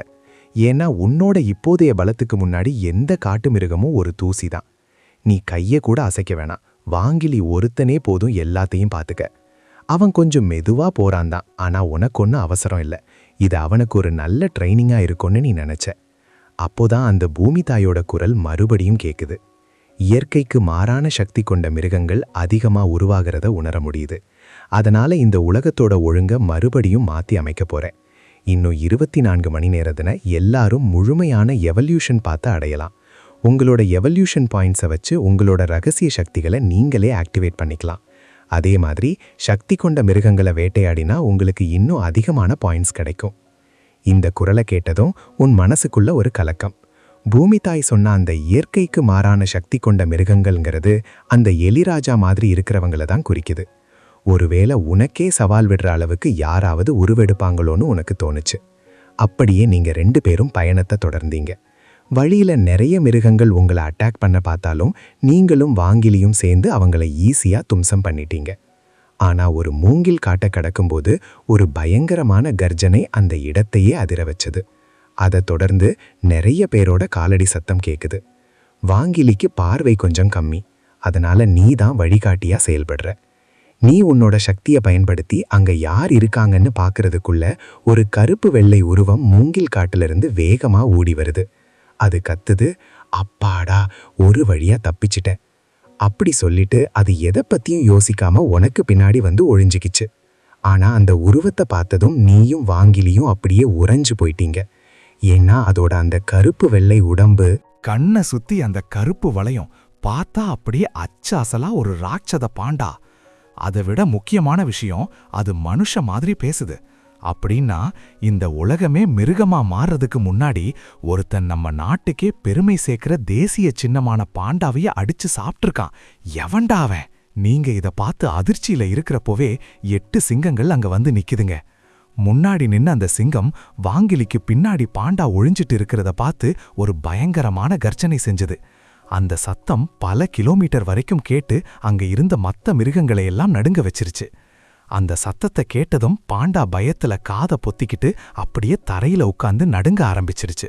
ஆனா அந்த நேரத்துல அந்த சிங்கத்தோட பார்வை வாங்கிலியோட முதுகுல இருக்கிற முட்டை மேல விழுந்துருச்சு. பார்த்ததுமே அதால கண்ணை எடுக்க முடியல. இந்த முட்டைய மட்டும் நம்ம பாஸ் கிட்ட கொண்டு போய் கொடுத்தா நமக்கு கண்டிப்பா பெரிய விருது கிடைக்கும்னு அது நினைச்சது. எல்லா சிங்கங்களும் மொத்த மொத்தமா உங்க மேல பாய வரும்போது ஒரு இடி முழக்கம் மாதிரி ஒரு அழுத்தம் வானத்திலிருந்து இறங்குச்சு. தபதபன்னு எல்லா சிங்கங்களும் தரையில விழுந்து ஒட்டிக்கிச்சுங்க. ஆனா அந்த தலைவன் சிங்கம் மட்டும் ஏதோ 1000 கிலோ பாரத்தை தாங்குற மாதிரி கஷ்டப்பட்டுக்கிட்டே மண்டியிடாம நின்னுட்டு இருந்தது. முட்டைக்குள்ள இருந்த உனக்கே கொஞ்சம் ஆச்சரியம்தான். ஏன்னா நீ உன்னோட முழு சக்தியையும் தான் கொடுத்த. ஆனா இவன் மட்டும் இன்னும் தரையில விழாம சமாளிச்சுட்டு இருக்கான். அப்போ அந்த சிங்கம் அந்த அழுத்தத்தையும் மீறி வானத்தை பார்த்து ஒரு கர்ஜனை செஞ்சது. அடுத்த நிமிஷம் அதோட அந்த பழுப்பு நிற ரோமங்கள் மெல்ல சிவப்பா மாற ஆரம்பிச்சது. அதோட கைகால் தசைகள் எல்லாம் அப்படியே வீங்கி புடைச்சு பயங்கரமான பலத்தோட மிரட்டுச்சு. அதோட கண்கள்ல இருந்து ஒரு கொடூரமான ஒளி வீசுது. அதோட பார்வையை சந்திக்க முடியாம பாண்டாவும் வாங்கிலியும் அப்படியே பனிக்கட்டிக்குள்ள மாட்டிக்கிட்ட மாதிரி பயத்துல உறைஞ்சு போயிட்டாங்க. ஏதோ ஒரு மரண தேவன் தங்களை டார்கெட் பண்ற மாதிரி அவங்களுக்கு தோணுச்சு. உருவம் மாறினதுக்கப்புறம் அந்த சிங்கம் மேல இருந்த அழுத்தம் அப்படியே குறைஞ்சிடுச்சு. அது நிமிர்ந்து நின்னு, நீ நிஜமாவே என்னதாண்டான்னு மிரட்டலா கேக்குது. ஆனா நீ அதை ஒரு பொருட்டாவே மதிக்காம கீழே இருந்த வாங்கிலிக்கிட்ட மெதுவா ஏதோ பேசுற. நீ அதை மதிக்காம இருக்கிறத பார்த்ததும் சிங்கத்துக்கு செம காண்டு. தரைய பலமா உதச்சிக்கிட்டு மின்னல் வேகத்துல வாங்கிலி மேல பாயுது. அதோட கூர்மையான நகங்கள் வாங்கிலி முதுகுல இருக்கிற உன்னைய குறி வச்சு இறங்குது. ஆனா அது பாயிற அதே செகண்ட் உன்னோட கமெண்ட் படி வாங்கிலியும் டக்குன்னு மூவ் ஆகுறான். அவன் மின்னல் வேகத்துல அந்த பாண்டாவோட முதுகு மேல ஏறிக்கிறான். ஹெவன்லி தண்டர் ப்ரொடெக்ஷன் நீ கத்துன அடுத்த நிமிஷம் தெளிவா இருந்த வானத்திலிருந்து ஒரு இடி முழக்கம் கேக்குது. கண்ணிமைக்கிற நேரத்துல ஒரு தங்க நிற மின்னல் வெட்டி இறங்குது. உன்னை சுத்தி இருக்கிற ஒரு 50 மீட்டர் ஏரியா அப்படியே ஒரு தங்க நிற மின்னல் கடலா மாறிடுச்சு. அந்த ஏரியாவில் இருந்த எல்லா உயிர் சக்தியையும் அது அப்படியே உருக்குது. அந்த மின்னல் வெளிச்சம் மெதுவா மறைஞ்சதுக்கப்புறம் பார்த்தா அடர்த்தியா இருந்த அந்த மூங்கில் காடு இப்ப மொட்டையா ஒரு பெரிய மைதானம் மாதிரி ஆகிடுச்சு. சிங்கக்கூட்டம் எல்லாம் கண்ணுல உயிர் இல்லாம அங்கங்க செதறி செத்து கிடக்குதுங்க. அந்த தலைவன் சிங்கம் மின்னல் விழுந்த இடத்துக்கு ரொம்ப பக்கத்துல இருந்ததுனால அதோட ரோமங்கள் எல்லாம் கருகி அந்த இடமே ஒரு மாதிரி கருகின வாடையில நிரம்புது. ஆனா ஆச்சரியம் என்னன்னா அந்த சிங்கம் அப்படியும் சாகல. நீ ஷாக்காயி பார்த்துட்டு இருக்கிறப்போவே அதோட உடம்புல இருந்து ஒரு சிவப்பு ஒளி வெடிக்குது. சுத்தி இருந்த காத்துல ஒரு பயங்கரமான ரத்த வாடை வீசுது. அந்த வாடையில வாங்கிலியும் பாண்டாவும் தலை சுத்தி கிறுகிறுத்து நிக்கிறாங்க. அவங்க சுதாரிச்சு பார்க்கறதுக்குள்ள அந்த சிங்கம் ஒரு சிவப்பான நிழல் மாதிரி காத்துல கரைஞ்சு வேகமா தப்பிச்சு ஓடுது. இத பார்த்து நீ ரொம்பவே அதிர்ச்சியாகிட்ட. அதோட மூச்சு மெதுவா அடங்கிட்டு இருக்கிறத உன்னால உணர முடியுது. ஆனா அது எப்படி தப்பிச்சு ஓடுதுன்னு உனக்கு புரியல. முன்னாடி ஒரு டைனோசரையே போட்டு தள்ளின உன்னோட ஹெவன்லி தண்டர் இந்த சிங்கத்தை ஒன்னும் பண்ண முடியாம போனதுதான் உனக்கு பெரிய குழப்பம். செம அடி வாங்கினாலும் அது உன்னோட மின்னல்ல இருந்து தப்பிச்சிடுச்சு. நீ மிருகமா மாறினதுக்கப்புறம் உன்னோட 3 பெரிய ஸ்கில்ல 2 ஸ்கில் தோத்து போனது இதுதான் முதல் முறை. சரி, அடி விழுந்தா விழுந்துட்டு போகுது. முதல்ல இந்த சிக்கலை முடிப்போன்னு முடிவு பண்ணின. உடனே உன்னோட டிராகன்ஸ் விராட் ஸ்கில்ல ஏவின. உன்னோட தலைக்கு மேல அந்த நெருப்பு நட்சத்திரம் உருவானது. 2 சுத்து சுத்திட்டு அந்த சிங்கம் ஓடுன திசையை நோக்கி மின்னல் வேகத்துல பாய்ஞ்சது. அது தப்பிக்க பார்க்கும்போதே அதோட எனர்ஜியை நீ லாக் பண்ணிட்ட. அதனால இந்த டிராகன்ஸ் விராத்திலிருந்து அந்த சிங்கம் கண்டிப்பா தப்பிக்க முடியாது. அவன் எவ்வளவு தூரம் ஓடினாலும் சரி விட போறதில்ல. அடுத்த செகண்ட் சிஸ்டம் நோட்டிஃபிகேஷன் வருது.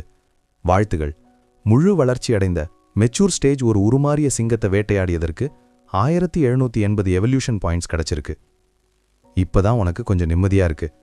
ஆனா ஒரே ஒரு சிங்கத்துக்கு இவ்வளவு அதிகமான பாயிண்ட்ஸானு உனக்கு ஆச்சரியம். ஏன்னா கொஞ்ச நேரத்துக்கு முன்னாடி நீ மின்னலால கொன்ன மற்ற சிங்கங்களுக்கெல்லாம் சேர்த்து வெறும் 300 பாயிண்ட்ஸ் தான் கிடைச்சது. இது நிஜமாவே ஒரு ஜாக்பாட். அப்போதான் அங்க இருக்கிற பாண்டாவளுக்கு ஞாபகம் வருது. விசாரிச்சு பார்த்தப்போ அவன் வாங்கிலிக்கு ஏற்கனவே தெரிஞ்சவன் தான். அவன் பேரு பாண்டா. இந்த உலகம் மிருகமா மாறுறதுக்கு முன்னாடி மொஹாய் சிட்டியோட மிகப்பெரிய பணக்கார குடும்பங்கள்ல இவனோட குடும்பமும் ஒன்று. ஆனா அந்த கொடுமையான மாற்றத்துக்கு அப்புறம் இவன் நிலைமை இப்படி ஆயிடுச்சு. அப்புறம் பாண்டா சொன்ன மொஹாய் சிட்டியோட நிலைமையை கேட்டு வாங்கிலி அப்படியே நடுங்கி போயிட்டான். ஏன்னா அந்த சிங்கக்கூட்டம் இப்போ வாங்கிலியோட பெரிய பங்களாவையே ஆக்கிரமிப்பு பண்ணி அங்கதான் தங்கி இருக்குதுங்க. வீடு போனது கூட அவனுக்கு கவலை இல்லை. ஏன்னா இப்போ எல்லாரும் மிருகங்களா மாறிட்டாங்க, எங்க வேணாலும் தங்கிடலாம். ஆனா அவனோட பழைய பஞ்சாங்க பெற்றோர்களை நினைச்சுதான் அவனுக்கு பயம். யாராவது தன் வீட்டுக்குள்ள வந்து உட்கார்ந்துருக்காங்கன்னு தெரிஞ்சா அவங்க கண்டிப்பா அந்த சிங்கங்கள் கூட சாகிற வரைக்கும் சண்டை போடுவாங்க. பாண்டா தொடர்ந்து பேச பேசதான் மொஹாய் சிட்டி எவ்வளவு ரணகலமா இருக்குன்னு உனக்கு புரியுது. முதல்ல அந்த சிங்கக்கூட்டம் ஈவில் டாக் கேங் மாதிரி வெறும் பாயிண்ட்ஸை மட்டும்தான் வசூலிச்சுட்டு இருந்தாங்க. அதனால தாவர உண்ணிகளுக்கு உயிருக்கு ஆபத்தில்லாம இருந்தது. ஆனா பூமி தாயோட அந்த கடைசி எச்சரிக்கைக்கு அப்புறம் எல்லாம் தலைகீழா மாறிடுச்சு. எந்த ஒரு முட்டாளோ ஒரு விஷயத்தை கண்டுபிடிச்சிட்டான். அதாவது ஒரு தாவர உண்ணி ஒரு நாள் முழுக்க உயிருக்கு போராடி பிழைச்சதுன்னா அது அடுத்த நாள் கொடுக்குற எவல்யூஷன் பாயிண்ட்ஸ் பல மடங்கு அதிகமா இருக்குமா.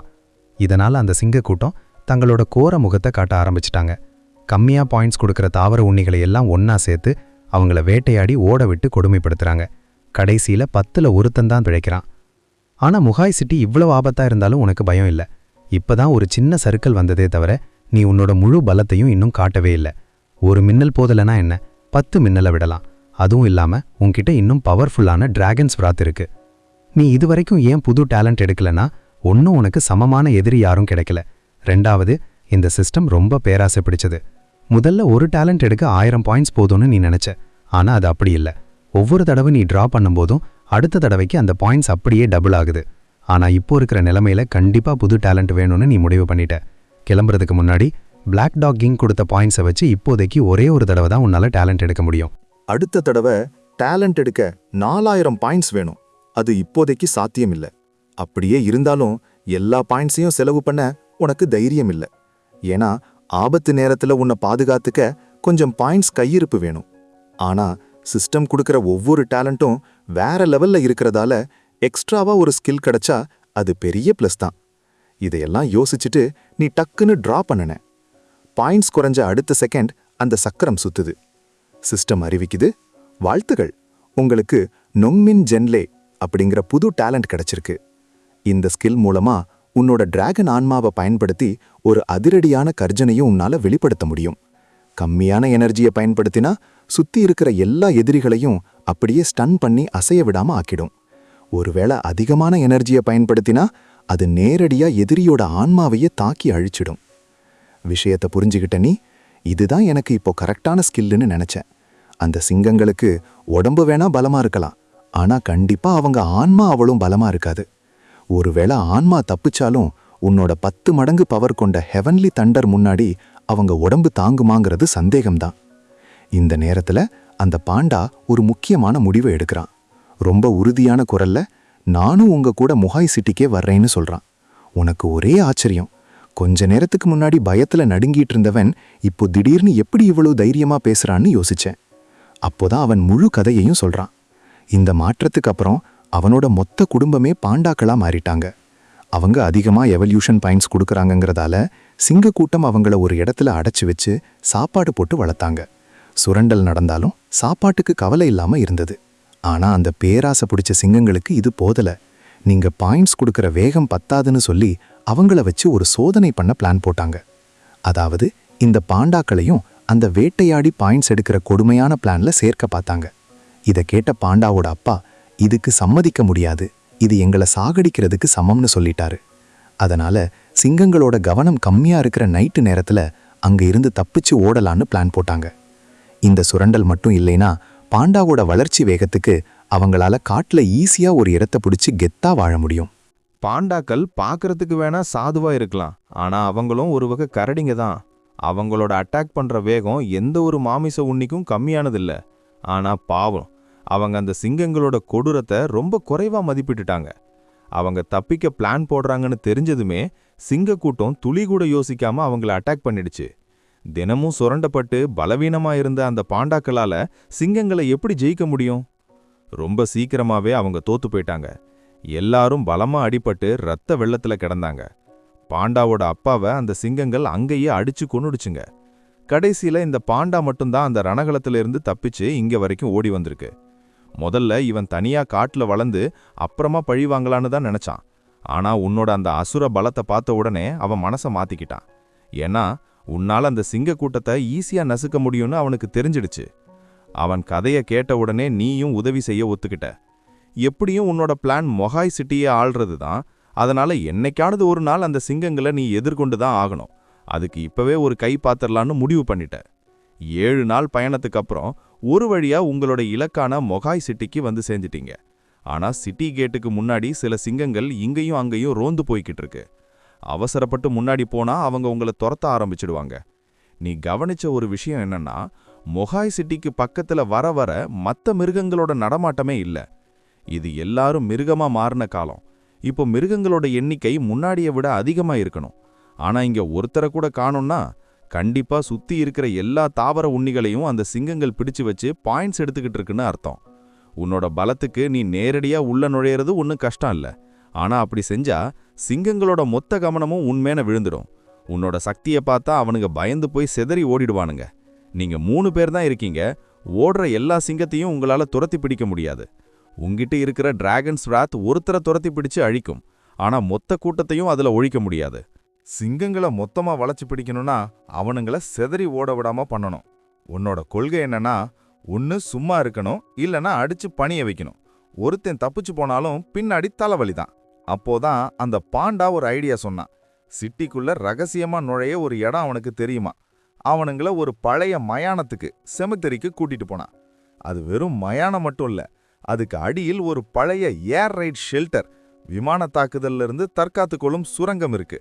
அதை தோண்டி பறந்தா நேரடியா சிட்டி சென்டருக்கே போயிடலாம். இத கேட்டதும் வாங்கிளி துள்ளி குதிச்சு வந்து மண்ணை தோண்ட ஆரம்பிச்சான். அவனுன்னும் அவளும் சுறுசுறுப்பான ஆள் இல்ல, ஆனா அவனுக்கு அந்த மயானத்துல ஒரு நிமிஷம் கூட இருக்க பிடிக்கல. சுத்தி இடிஞ்சு போன கல்லறைகள், கவனிப்பார் இல்லாத செடி கொடிகள்னு அந்த இடமே ரொம்ப பயங்கரமா ஒரு மாதிரி மர்மமா இருந்தது. இப்ப வேற ராத்திரி நேரம், சுத்தி ஒரு விசித்திரமான பனிமூட்டம் வேற. யாரா இருந்தாலும் அங்க நிக்கவே பயப்படுவாங்க. நீங்க மிருகங்களா மாறினாலும் உங்களுக்குள்ள இருக்கிறது மனுஷ புத்தி தானே. அதனால அந்த பயமும் நடுக்கமும் இருக்கத்தான் செய்யும்.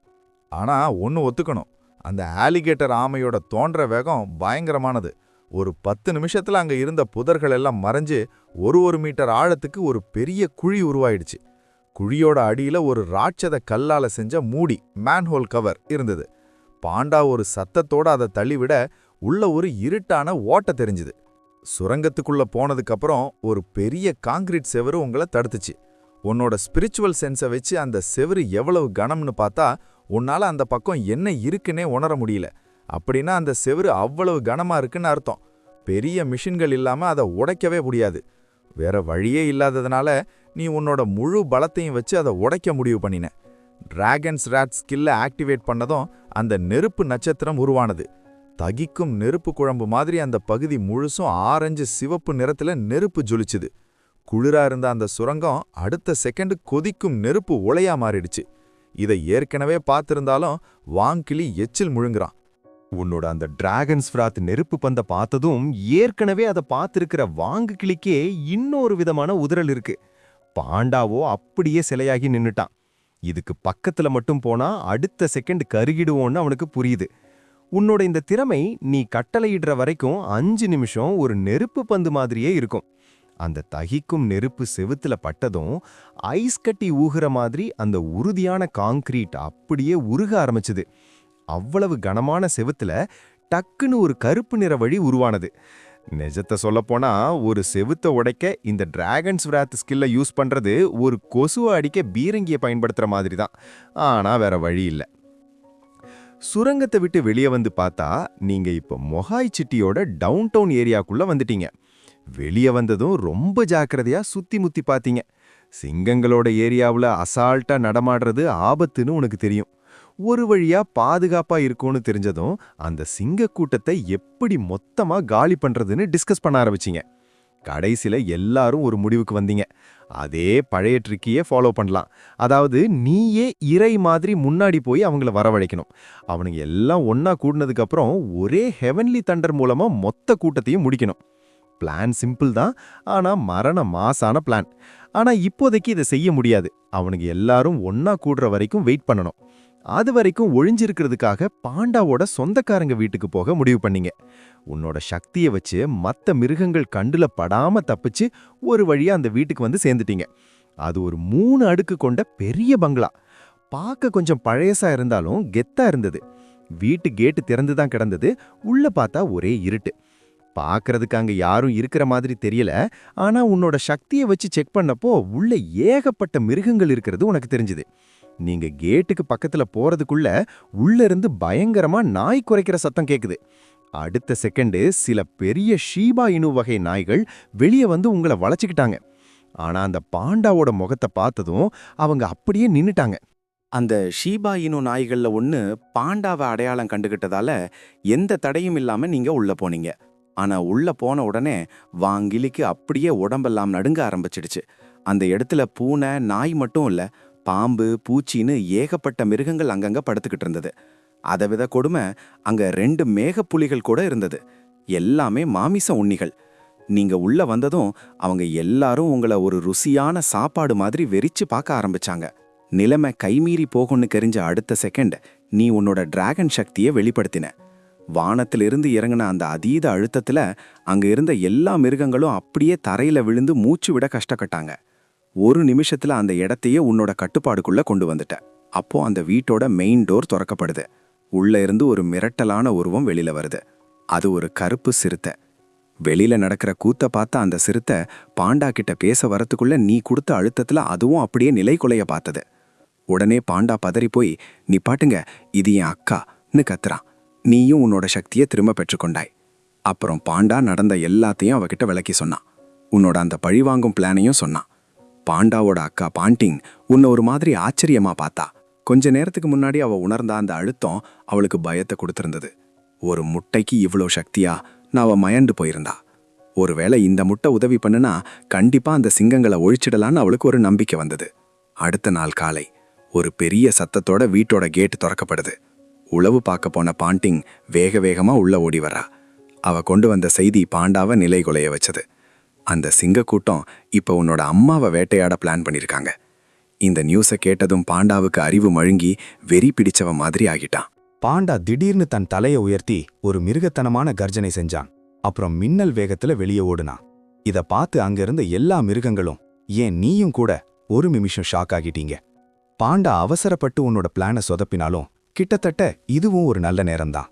அதனால உன்னோட தூண்டுதலால வாங்கிலி தன் குட்டி கால்களை வச்சுக்கிட்டு அவன் பின்னாடியே ஓடுறான். இந்த பக்கம் பாண்டா தெருவுல வெறி பிடிச்சவன் மாதிரி ஓடிக்கிட்டு இருக்கான். தன் அம்மாவை பத்தின செய்தியை கேட்டதுல இருந்து அவன் ஏதோ ஒரு விசித்திரமான நிலைக்கு போயிட்டான். அவனுக்குள்ள கொலை வெறி ஊற்றெடுத்தது.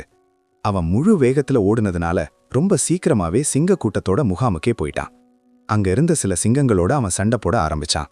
ஆச்சரியம் என்னன்னா, அந்த இடத்துல அவனை யாராலையும் அசைக்க முடியல. பாண்டாவுக்கே தெரியல, ஆனா அவனோட உடம்புல ஒரு முடிவில்லாத சக்தி பாயறத அவன் உணர்ந்தான். முன்னாடி சிங்கங்களை பார்த்தாலே உயிரே போற பயத்துல இருந்தவனுக்கு இப்போ அவங்கள பார்க்கும்போது பயத்துக்கு பதிலா ஒரு விதமான உற்சாகம்தான் வருது. தபார்னு ஒரு சத்தம். பாண்டாவை பின்னாடி இருந்து அட்டாக் பண்ண வந்த ஒரு சிங்கத்தை அவன் ஒரே ஆற விட்டான். அந்த சிங்கம் அப்படியே நட்சத்திரத்தை பார்த்துக்கிட்டு மயங்கி விழுந்துடுச்சு. ஆனா இந்த சந்தோஷம் சில செகண்ட் கூட நீடிக்கல. காது ஜவ்வ கிழிக்கிற மாதிரி ஒரு கர்ஜனை அங்க கேட்டுச்சு. அது வேற யாரும் இல்ல, சத்தம் கேட்டு வெளியில வந்த சிங்கராஜா தான். அவனோட மனசுல இப்போ ஒரு பெரிய அதிர்ச்சி. அவனுக்கு இந்த பாண்டாவை நல்லா தெரியும்.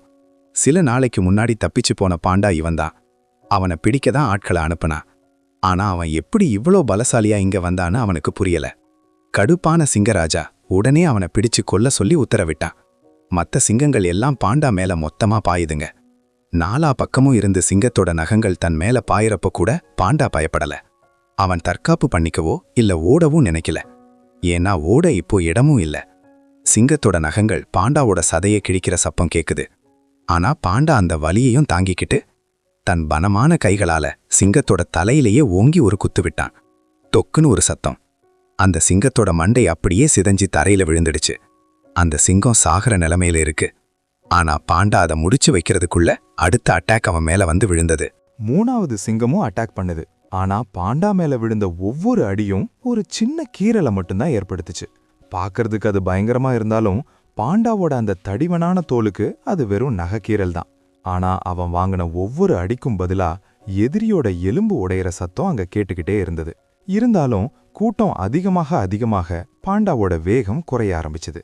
ஒரு கட்டத்துல அவனோட ரிதம் கொஞ்சம் தடம் மாற அந்த சிங்கங்கள் ஒட்டுமொத்தமா அவன் மேல பாஞ்சு அவனை தரையோட தரையா அமுக்கிட்டாங்க. தரையில அழுத்தி பிடிக்கப்பட்ட பாண்டாவோட கண்ணுல இப்போ ஒரு பெரிய ஏமாற்றம்.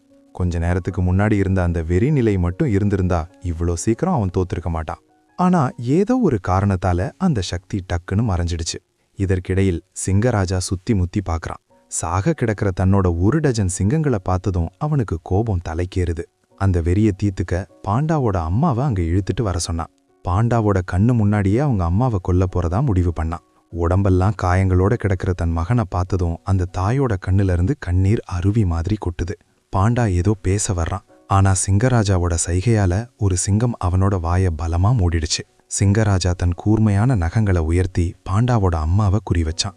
ஆனா அந்த இக்கட்டான நேரத்துல தான் dragons roar shaking the sky, ஒரு அதிரடியான டிராகன் கர்ஜனை சிங்கராஜாவோட மண்டைக்குள்ள வெடிச்சது. வானத்திலிருந்து இறங்கின அந்த பயங்கரமான அழுத்தத்துல அங்க இருந்த எல்லா சிங்கங்களும் ஒரு நிமிஷம் உறைஞ்சு போயிட்டாங்க.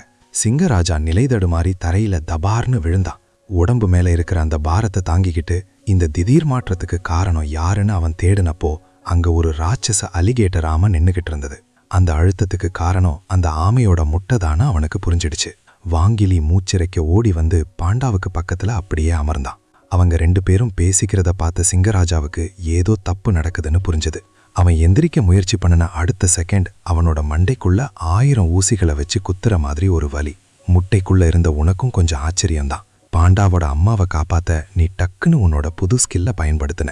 அதுவும் சாதாரணமா இல்ல, ஒரே அடியா 500 ஸ்பிரிச்சுவல் பாயிண்ட்ஸை இறக்கிட்ட.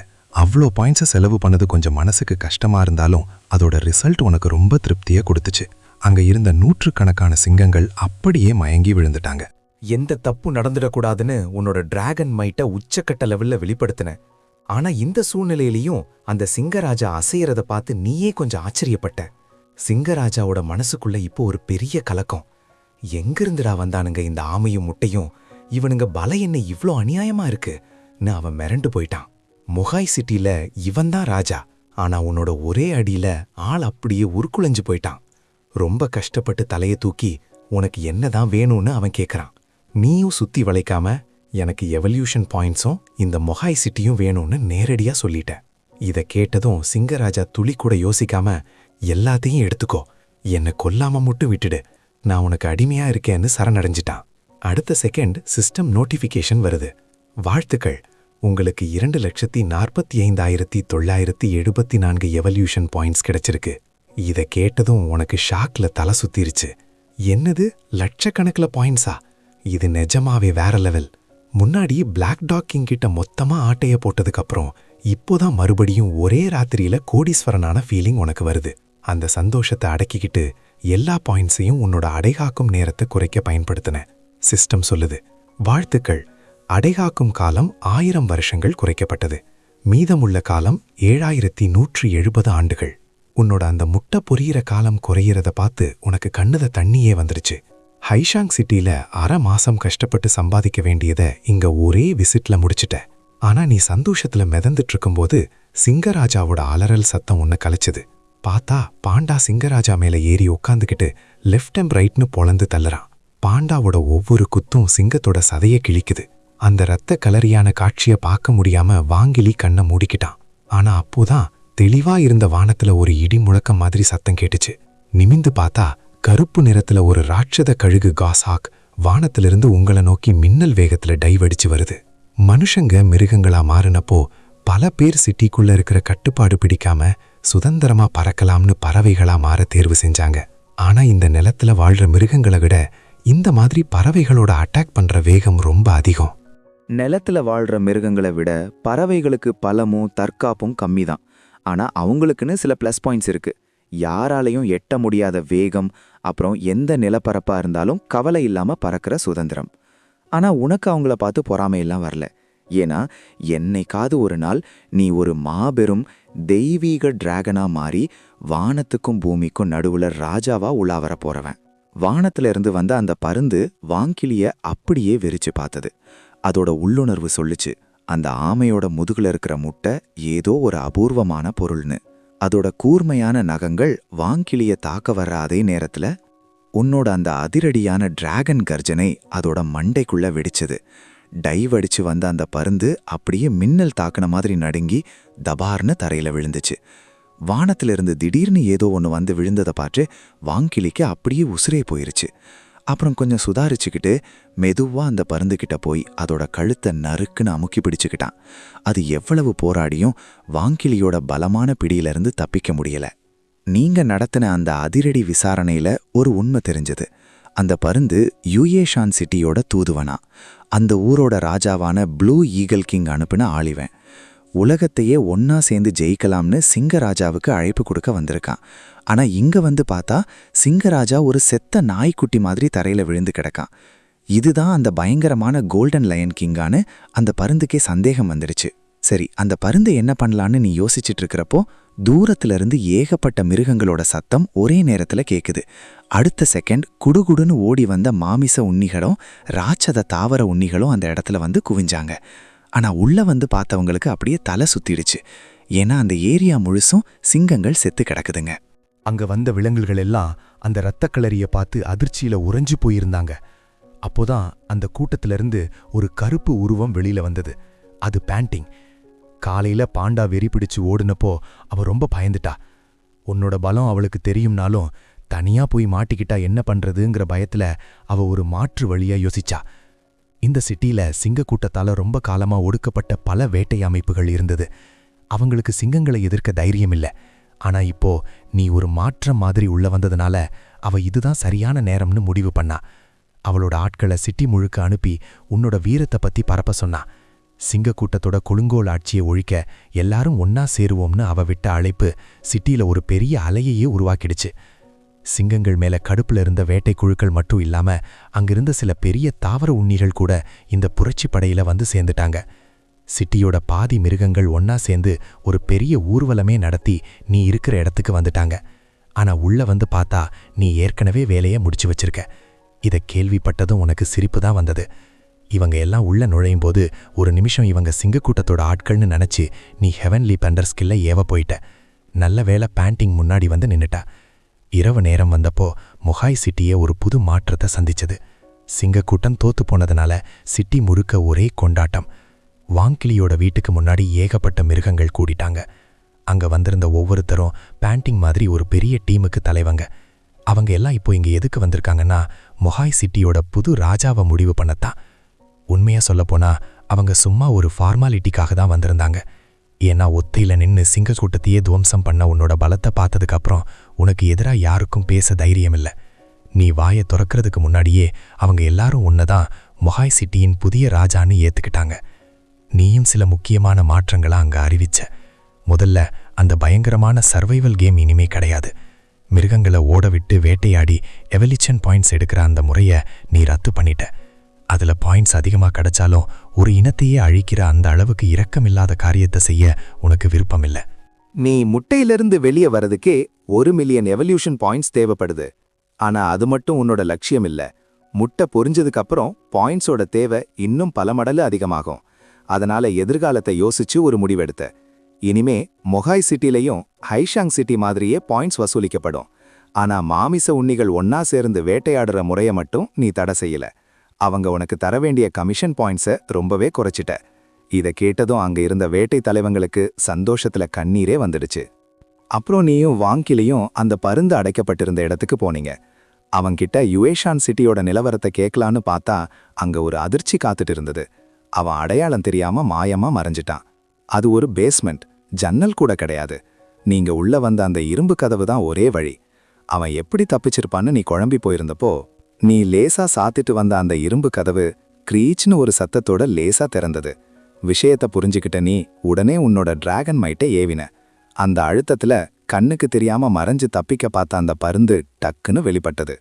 பாவம், அது எவ்வளவோ சிறகடிச்சு பறக்க பார்த்தோம், உன்னோட சக்தியால அசையக்கூட முடியல. வாங்கிலி டக்குன்னு பாய்ஞ்சு அதோட கழுத்தை பிடிச்சுக்கிட்டான். அந்த பருந்துக்கு சாகிறதே மேலன்னு தோணுச்சு. இவ்ளோ கஷ்டப்பட்டு ரகசிய சக்தியை பயன்படுத்தி தப்பிக்க பார்த்தா கடைசியில இந்த துருப்பிடிச்ச இரும்பு கதவு காட்டி கொடுத்துடுச்சேன்னு அது நொந்து போயிருந்தது. ஆனா உனக்கு அந்த பருந்து மேல ரொம்ப ஆர்வம் வந்துடுச்சு. ஒரு தூதுவனுக்கே இன்விசிபிலிட்டி ஸ்கில் இருக்குன்னா அவன் சொன்ன அந்த ப்ளூ ஈகிள் கிங் எவ்வளோ பலசாலியா இருப்பான்.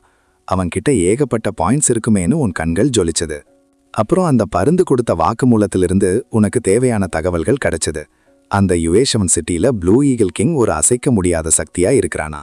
அவன் எதுக்காக இங்க தூது அனுப்புனானா, அந்த பருந்து எதுக்கு வந்ததுன்னா, நாம 2 பேரும் கூட்டணி வச்சு இந்த உலகத்தையே ஆளலாம், ஒருத்தன் வானத்தை ஆளட்டும் இன்னொருத்தன் நிலத்தை ஆளட்டும்னு சிங்கராஜாவுக்கு அழைப்பு கொடுக்கத்தான். இதை கேட்டதும் நீ உடனே சிங்கராஜா தோத்துட்டான், அவனுக்கு பதிலா நான் வர்றேன்னு சொன்னேன். இதை கேட்ட அந்த பருந்துக்கு ஏண்டா இதை சொன்னோன்னு ஆகிடுச்சு.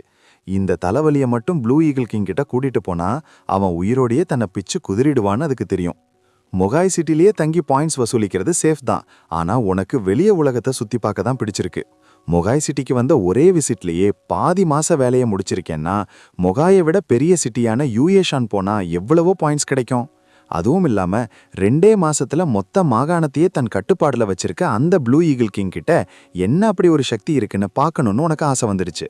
அடுத்த சில நாட்கள்ல சிங்கராஜாவுக்கும் அந்த பருந்துக்கும் டிராகன் சோர் கான்ட்ராக்ட் போட்டு உன்னை அடிமையாக்கினேன். பாண்டாவை மொகாய் சிட்டியை பாத்துக்க சொல்லிட்டு வாங்கெலிய ஹைஷாங் சிட்டியோட மெயின் பேஸை பாதுகாக்க அனுப்பிட்டேன். 3 நாள் கழிச்சு பருந்தோட முதுகுல இருந்த ஒரு மரப்பெட்டிக்குள்ள நீ ஏறி உட்காந்துக்கிட்ட. உன்னோட உத்தரவு கிடைச்சதும் அது சிறக விரிச்சு யூயேஷான் சிட்டியை நோக்கி பறந்தது.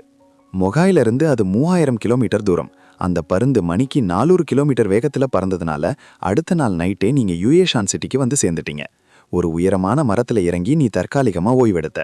முட்டைக்குள்ள கண்ணை மூடி தியானம் பண்ணிட்டு இருக்கும்போது உனக்கு ஒரு விஷயம் தோணுச்சு. புது டேலண்ட் எதுவும் எடுத்து ரொம்ப நாள் ஆச்சு. உன்னோட பலத்து மேல உனக்கு நம்பிக்கை இருந்தாலும் யூயேஷான் சிட்டி பயணம் அவ்வளவு சுலபமா இருக்காதுன்னு உன்னோட உள்ளுணர்வு சொல்லுச்சு. அந்த ப்ளூ ஈகிள் கிங் ஒருவேளை நீ நினைச்சதை விட பலசாலியா இருந்தா அவன்தான் உன்னோட ஆகச்சிறந்த எதிரியா இருப்பான். இதையெல்லாம் யோசிச்சுட்டு நீ உடனே சிஸ்டம் கிட்ட ஒரு டேலண்ட் ட்ரா பண்ண சொன்ன. இப்போ இருக்கிற நிலைமையில 4000 பாயிண்ட்ஸ்ங்கிறது ஒரு நாள் வருமானம் தான். சக்கரம் சுத்தி முடிஞ்சதும் ஒரு நோட்டிஃபிகேஷன் வந்தது. வாழ்த்துகள், உங்களுக்கு டிவைன் டிராகன்ஸ் பிரெத் அப்படிங்கிற அபூர்வமான புது டேலண்ட் கிடைச்சிருக்கு. இந்த ஸ்கில் மூலமா உன்னோட உடம்புக்குள்ள இருக்கிற டிராகன் நெருப்பை வெளியே உமிழ முடியும். இதோட அழிக்கும் சக்தி வேற லெவல்ல இருக்கும். ஆனா இதை ஒரு தடவை பயன்படுத்த 1000 ஸ்பிரிச்சுவல் பாயிண்ட்ஸ் வேணும். அது மட்டும் இல்லாம நீ இன்னும் முக்கைக்குள்ளேயே இருக்கிறதால அந்த டிராகன் பிரெத் உன் உடம்புல ரொம்ப மெதுவானா ரீஃபில் ஆகும். அதனால இதை ரொம்ப ஜாக்கிரதையா பயன்படுத்தணும்.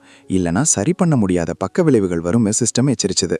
முதல்ல புது ஸ்கில் கிடைச்ச சந்தோஷத்துல இருந்த உனக்கு இந்த எச்சரிக்கையை கேட்டதும் முகம் அப்படியே மலம் கழிக்க முடியாம அவதிப்படுறவன் மாதிரி ஆகிடுச்சு. என்னடா இது, இவ்வளவு பந்தா கொடுத்துட்டு இவ்வளவு கண்டிஷன் போடுறீங்களேன்னு உனக்கு செம காண்டு. இந்த சிக்கலான ஸ்கில்லுக்காகவா 4000 பாயிண்ட்ஸை வீணாக்கினோம்னு நீ நினைச்சப்போ சிஸ்டம் ஒரு விளக்கத்தை கொடுத்தது. அந்த புது ஸ்கில்லோட ரிஸ்க் என்னன்னு இப்போ உனக்கு தெளிவா புரிஞ்சிடுச்சு. டிராகனோட அந்த மூச்சு காற்று, டிராகன் பிரெத், வெறும் ஆயுதம் மட்டும் இல்ல, அது நீ முட்டையிலிருந்து வெளியே வர்றதுக்கு தேவையான மிக முக்கியமான சக்தி. அதை அதிகமா செலவு பண்ணுனா நீ வெளியே வரும்போது ரொம்ப பலவீனமா இருப்ப. இப்போ இருக்கிற நிலைமைக்கு நீ முட்டையிலிருந்து வர்றதுக்கு முன்னாடி வெறும் 5 தடவை மட்டும்தான் இந்த டிவைன் டிராகன்ஸ் பிரீத் ஸ்கில்ல பயன்படுத்த முடியும். ஆனா உனக்கு இதுவே போதும்னு தோணுச்சு. ஏன்னா இந்த ஸ்கில்லோட பேரே ரேர் டேலண்ட். அப்படின்னா இது கண்டிப்பா சாதாரணமான ஒன்னா இருக்காது. ஆனா ஒரு தடவை பயன்படுத்த 1000 பாயிண்ட்ஸ் வேணுமே. இதை போய் எவனாவது சும்மா நேரத்துல பயன்படுத்துவானா? சரி, நிம்மதியா தூங்கலான்னு நீ கண்ணை மூடுனப்போதான் அந்த திடீர் மாற்றம் நடந்தது. சுத்தி இருந்த காட்டுல விசித்திரமான பறவைகளோட சத்தம் கேட்டுச்சு. அங்க இருந்த மத்த மிருகங்கள் எல்லாம் பயத்துல அலறி அடிச்சுக்கிட்டு ஓடுனாங்க. நீ உன்னோட சக்திய, ஸ்பிரிச்சுவல் சென்ஸை வச்சு பார்த்தப்போ 4 பக்கமும் ஆயிரக்கணக்கான பறவைகள் உன்னை சூழ்ந்து நிக்கிறது தெரிஞ்சது. நீ யோசிச்சு முடிக்கிறதுக்குள்ள ஒரு பெரிய பறவை கூட்டம் உன்னை தாக்க பாய்ஞ்சு வந்தது. அவனுங்க ஒன்னும் நல்ல எண்ணத்துல வரலன்னு புரிஞ்சதுமே நீ உன்னோட டிராகன் மைட்டை ஏவின. கண்ணிமைக்கிற நேரத்துல அந்த பறவைகள் மேல மின்னல் தாக்குன மாதிரியாகி உன்னை விடாம எல்லாம் தரையில விழுந்துச்சுங்க. ஆனா இது இதோட முடியல. ஒரு பேட்ச் விழுந்தா அடுத்த பேட்ச் பறவைகள் துணிஞ்சு உள்ள வருதுங்க. அலையா வந்துகிட்டே இருக்கானுங்க. உனக்கு செம்ம கடுப்பாயிடுச்சு.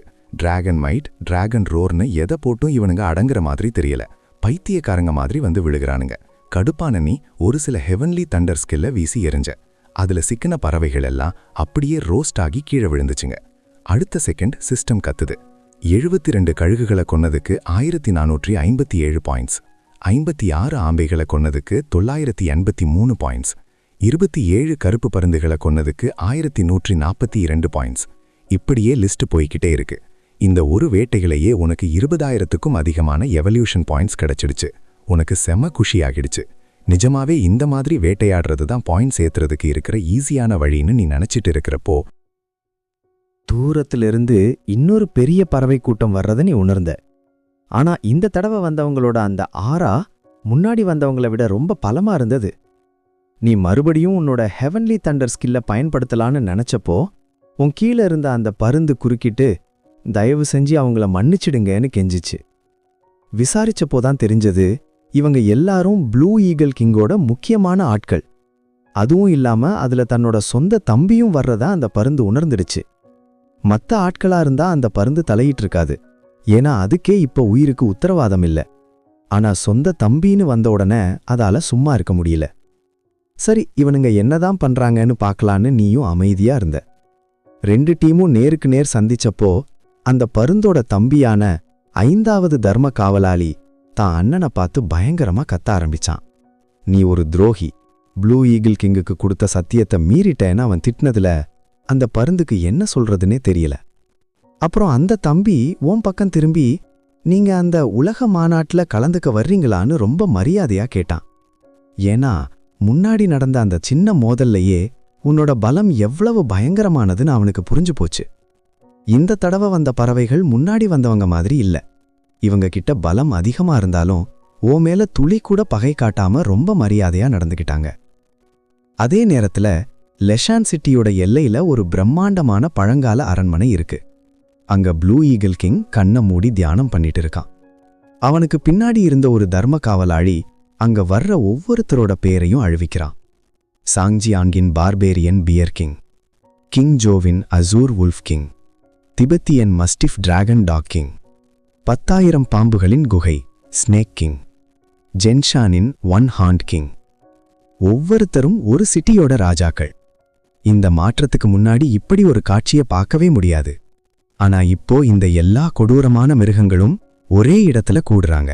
ப்ளூ ஈகிள் கிங்கோட ஏற்பாட்ல வந்திருந்த எல்லா ராஜாக்களும் ரொம்ப அந்யோன்யமா பேசிட்டு இருந்தாங்க. ஆனா திடீர்னு ஏதோ ஒரு விசித்திரமான மாற்றத்தை உணர்ந்து எல்லாரும் அரண்மனைக்கு வெளியே பார்த்தாங்க. அப்போ ஒரு கம்பீரமான குரல் அங்க எதிரொலிச்சது. டிராகன் வர்ஷிப் ஹோலி லார்ட் வர்றார். வானம் முழுக்க பறவைகளா இருண்டு போயிருந்தது. இந்த அறிவிப்பை கேட்டதும் அங்கிருந்த மிருகங்களுக்குள்ள ஒரே பரபரப்பு. டிராகன்னு சொன்ன உடனே அவங்களுக்கு முதல்ல ஞாபகம் வந்தது டைனோசர்கள் தான். இப்போ இருக்கிற நிலைமையில இவங்க வேணா உணவு சங்கிலியோட உச்சியில இருக்கலாம். ஆனா அந்த பழைய காலத்து டைனோசர்கள் முன்னாடி இவங்க வெறும் சாப்பாடு தான். ஒருவேளை அந்த இதிகாசத்துல வர்ற மேகத்துல மிதக்கிற தெய்வீக டிராகனா இருக்குமோன்னு அவங்க நினைச்சு கூட பார்க்கல. ஆனா சத்தம் வந்த திசையில பார்த்தப்போ அங்க வெறும் பறவை கூட்டம் தான் இருந்தது. ஒரு டைனோசரை கூட காணோம். இது டிராகன் வாழ்ற இடம் மாதிரி இல்ல, ஏதோ பறவை கூடு மாதிரி இருக்குன்னு அவங்க கிண்டல் பண்ண ஆரம்பிச்சாங்க. டைனோசர்கள் எதுவும் வரலன்னு தெரிஞ்சதும் எல்லா மிருகங்களும் நிம்மதி பெருமூச்சு விட்டுட்டு வானத்தை பார்த்து நக்கல் செஞ்சாங்க. பறவை கூட்டம் கலைஞ்சதுக்கு அப்புறம் நீ அந்த பருந்தோட முதுகுல இருந்த மரப்பெட்டிக்குள்ள ஒரு ஓரமா இருக்கிற சீட்ல வைக்கப்பட்ட. அப்போதான் அந்த ராஜாக்களுக்கு புரிஞ்சது, இவங்க இவ்வளவு பந்தாவா சொன்ன ஹோலி லார்ட் அந்த பெட்டிக்குள்ளதான் இருக்கார்னு. இன்னொரு பக்கம் அந்த 5வது தர்ம காவலாளி உன்னை பத்தின எல்லா தகவலையும் ப்ளூ ஈகிள் கிங் கிட்ட சொல்லிட்டான். உன்னோட மிரட்டலான பலத்தை பத்தி கேள்விப்பட்டதும் அவனுக்குள்ள ஒரு பெரிய அதிர்ச்சி. ஆனா அடுத்த செகண்டே அவன் கண்ணுல ஒரு வில்லத்தனமான மின்னல் தெரிஞ்சது. அவன் ஏதோ தப்பான பிளான் போடுறான்னு உனக்கு புரிஞ்சது. ஆனா அந்த நேரத்துல உனக்கு ஒரு அதிர்ச்சியான விஷயம் தோணுச்சு. அரண்மனைக்குள்ள வந்ததிலிருந்து உனக்கு ஒரு விதமான பதட்டம் இருந்தது. இந்த உணர்வு இதுக்கு முன்னாடி ஒரே ஒரு தடவை தான் வந்திருக்கு. அது பூமியின் விருப்பம் 2வது முறை வெளிப்பட்டப்போ. அப்படின்னா 3வது முறையா ஏதோ ஒரு பெரிய மாற்றம் நடக்க போகுதா? மாநாடு அதிகாரப்பூர்வமா ஆரம்பிச்சது. ப்ளூ ஈகிள் கிங் முன்னாடி வந்து இப்போ இருக்கிற நிலைமையை விலக்கி ஒரு புது உலக ஒழுங்கை உருவாக்க போறதா சொன்னான். அவன் இவ்வளவு கஷ்டப்பட்டு எல்லா ராஜாக்களையும் எதுக்கு கூட்டியிருக்கான்னா, ஒரு நிலக்கூட்டணி அமைச்சு அவனோட சேர்ந்து இந்த மொத்த கிராண்ட் கேனியன் பகுதியையும் ஆளத்தான். ஆனா அதுக்கு முன்னாடி அந்த கூட்டணிக்கு ஒரு தலைவனை தேர்ந்தெடுக்கணும். பல மிருகங்கள் யாருக்கு பலம் அதிகமோ அவர்தான் தலைவன்னு சொன்னாங்க. ப்ளூ ஈகிள் கிங் உத்தரவுப்படி அங்க ஒரு மைதானம் தயார் செய்யப்பட்டது. ரூல்ஸ் ரொம்ப சிம்பிள். 3 மூவ். அதுல யாரு ஜெயிக்கிறாங்களோ அவங்க தான் ராஜா. விதிமுறைகள் தெளிவா இருந்தது. ஒருத்தருக்கு ஒருத்தர் மோதிக்கணும், ஆனா உயிரிழப்பு இருக்கக்கூடாது. முதல்ல களத்துல இறங்கின டிராகன் டாக் கிங் அடுத்தடுத்து 7 மேட்ச் ஜெயிச்சான். ஆனா கடைசியில அசூர் வுல்ஃப் கிங் கிட்ட மயிரிழையில தோத்துட்டான். 1 டஜன் போட்டிகளுக்கு அப்புறம் இப்போ மைதானத்தோட மையத்துல நிக்கிறது அந்த பார்பேரியன் பேர் கிங் தான். அவனோட ஆரா மத்த எல்லாத்தையும் விட மிரட்டலா இருந்தது. நிஜமாவே அவனோட ஸ்பெஷல் பவர் வேற லெவல்ல இருந்தது. அவனோட மொத்த உடம்பும் அப்படியே பிரகாசமான சிவப்பு நிறமா மாறி சுத்தி நெருப்பு கொழுந்து விட்டு எரியுது. அதை பார்க்கறதுக்கு வானத்திலிருந்து இறங்கி வந்த ஒரு போர் கடவுள் மாதிரியே இருந்தான். ஒரு 10 நிமிஷத்துல ஏகப்பட்ட மிருகங்களை அவன் தும்சம் பண்ணிட்டான்.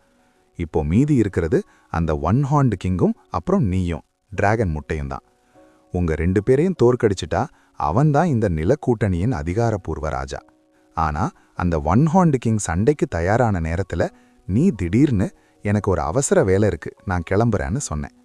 இதை கேட்டதும் அங்கிருந்த மிருகங்கள் எல்லாம் அப்படியே பொங்கி எழுந்துட்டாங்க. பயத்துல ஓடுறான் பாருன்னு உன்னை நக்கல் பண்ணிட்டு உன்னையும் அந்த பருந்தையும் சுத்தி வளைச்சிட்டாங்க. போட்டியில தோத்து போன மிருகங்கள் எல்லாம் உன்னை ஒரு பஞ்சிங் பேக் மாதிரி நினைச்சு அவங்க கோபத்தை காட்ட தயாரா இருந்தாங்க. அடுத்த செகண்ட் விதவிதமான கலர்ல எனர்ஜிகள் மின்ன ஆரம்பிச்சது. டஜன் கணக்கான ஸ்பெஷல் பவர்கள் ஒரே நேரத்துல உன்னை நோக்கி பாய்ஞ்சு வந்தது. உன்னோட எல்லா தப்பிக்கும் வழிகளும் அடைக்கப்பட்டுடுச்சு. ஏற்கனவே பூமியின் விருப்பம் வரப்போற பதட்டத்தில் இருந்த உனக்கு இந்த மிருகங்களோட தொல்லை செம கழுப்பை ஏற்படுத்துச்சு. இவங்க கூட மல்லு கட்ட உனக்கு நேரமே இல்ல. நீ உடனே உன்னோட dragon's roar shaking the sky ஸ்கில்ல வீசின. கண்ணுக்கு தெரியாத அந்த ஆன்மா ரீதியான தாக்குதல் ஒரு கடல் அலை மாதிரி மைதானம் முழுக்க பரவுச்சு. அந்த பயங்கரமான டிராகன் கர்ஜனை எல்லா மிருகங்களோட மண்டைக்குள்ளேயும் ஒரே நேரத்துல வெடிச்சது. அடுத்த செகண்ட் எல்லாரும் வலியால துடிச்சுக்கிட்டே தரையில விழுந்துட்டாங்க. இந்த விசித்திரமான காட்சியை பார்த்த மற்ற மிருகத் தலைவர்கள் எல்லாம் அப்படியே மிரண்டு போய் நின்னுட்டாங்க. நல்ல வேளை நாம அவசரப்பட்டு இவன் மேல கை வைக்கலன்னு அவங்க மனசுக்குள்ள ஒரு நிம்மதி. ஆனா அவங்க ஆட்களுக்குள்ள ஒரு பெரிய குழப்பமே உருவாயிடுச்சு. தங்களோட தலைவர்கள மாதிரி இல்லாம அந்த சாதாரண மிருகங்களுக்கு உன்னோட விசித்திரமான பலத்தை பத்தி புரியல. அவங்க தலைவர்கள் அடிபட்டு விழுந்ததை பார்த்ததும் நீ யாருன்னு கூட யோசிக்காம வாழ்வா சாவான்னு உன்மேல பாய ஆரம்பிச்சாங்க. இத பார்த்த உனக்கு ஒரு ஏளனமான சிரிப்பு தான் வந்தது. கண் இமைக்கிற நேரத்துல மைதானத்தோட ஆகாயத்துல 1 டஜன் சிவப்பு நிற நட்சத்திர கோலங்கள் 6 பாயிண்டட் ஸ்டார் அரேஸ் உருவானது. அதிலிருந்து ஆரஞ்சு சிவப்பு நிறத்துல நெருப்பு குழம்பு சீறி பாய்ஞ்சு மைதானத்தோட பாதி பகுதிய அப்படியே முழுங்குச்சு. அடுத்த செகண்ட் அந்த இடமே மரண ஓலங்களால நிறைஞ்சது. சிஸ்டம் நோட்டிஃபிகேஷன் விடாம கத்துது. 12 சிறுத்தைகளை கொன்னதுக்கு 5478 பாயிண்ட்ஸ். 8 காட்டு பன்றிகளை கொன்னதுக்கு 3748 பாயிண்ட்ஸ். 9 காட்டெருமைகளை கொன்னதுக்கு 4134 பாயிண்ட்ஸ். இந்த சத்தத்தை எல்லாம் கண்டுக்காம நீ வானத்தில் இருக்கிற அந்த ப்ளூ ஈகிள் கிங்க பார்த்த. அவனோட சிறகுகள் இப்போ ஒரு விசித்திரமான நீல நிற ஒளியில ஜொலிச்சது. வானத்துல ஒரு பிரம்மாண்டமான எனர்ஜி ஷீல்டு உருவாகி அந்த மொத்த மைதானத்தையுமே மூடிடுச்சு. முதல்ல அந்த தலைவர்களோட நீ சண்டை போட்டப்போ அது அவங்களா வந்து சிக்கினதுன்னு சொல்லலாம். அவங்கள கொல்லணும்னு உனக்கு எண்ணமில்ல. ஆனா இப்போ அவங்களோட ஆட்களை மொத்தமா நீ வேட்டையாடினது ப்ளூ ஈகிள் கிங்குக்கு செம கோபத்தை உண்டாக்கிடுச்சு. அவனோட இடத்துல வந்து இவ்வளவு மிருகங்களை கொன்னதை அவனால ஏத்துக்க முடியல. உன்னோட கவனம் இப்போ அந்த எனர்ஜி ஷீல்டு மேல தான் இருந்தது. உன்னோட கணிப்பு சரிதான். ப்ளூ ஈகிள் கிங் சும்மா ஒன்னும் இவ்வளவு ராஜாக்களை கூட்டிட்டு வரல. அவன்கிட்ட அதுக்கேத்த அசுர பலம் இருக்கு. மற்ற மிருகங்களோட பவர் எல்லாம் வெறும் உடம்ப பலப்படுத்துற மாதிரி தான் இருந்தது. ஆனா இந்த ப்ளூ ஈகிள் கிங் ஒரு எனர்ஜி ஷீல்டையே உருவாக்குறான்னா இவன் மற்ற எல்லா தலைவர்களையும் விட பல மடங்கு சக்தி வாய்ந்தவன். அவ்வளவு பெரிய எனர்ஜி ஷீல்ட உருவாக்குற ப்ளூ ஈகிள் கிங் தரையில கிடக்கிற பிணங்களை பார்த்துட்டு ரொம்ப கோபமா பேசினான். நீ இதுக்கெல்லாம் விளக்கம் சொல்லியே ஆகணும். உன்கிட்ட இருக்கிற எல்லா எவல்யூஷன் பாயிண்ட்ஸையும் எங்ககிட்ட ஒப்படைக்கணும். இல்லனா நீ இங்கிருந்து உயிரோட போக முடியாதுன்னு மிரட்டினான். அவன் மெதுவா பேசினாலும் அவனோட குரல்ல ஒரு விதமான அதிர்வு, வைப்ரேஷன் இருந்தது. அது உனக்கு லேசான தலை சுற்றலை ஏற்படுத்துச்சு. ஆனா அந்த மயக்கம் ஒரு செகண்ட் கூட நீடிக்கல. ஏன்னா உன்னோட ஆன்மா இப்போ ஒரு உன்னதமான டிராகன் ஆன்மா. நீ முட்டையிலிருந்து வெளியே வந்திருந்தா இந்த மாதிரி சின்ன புள்ளத்தனமான சவுல் அட்டாக்கை எல்லாம் நீ கண்டுக்கவே மாட்ட.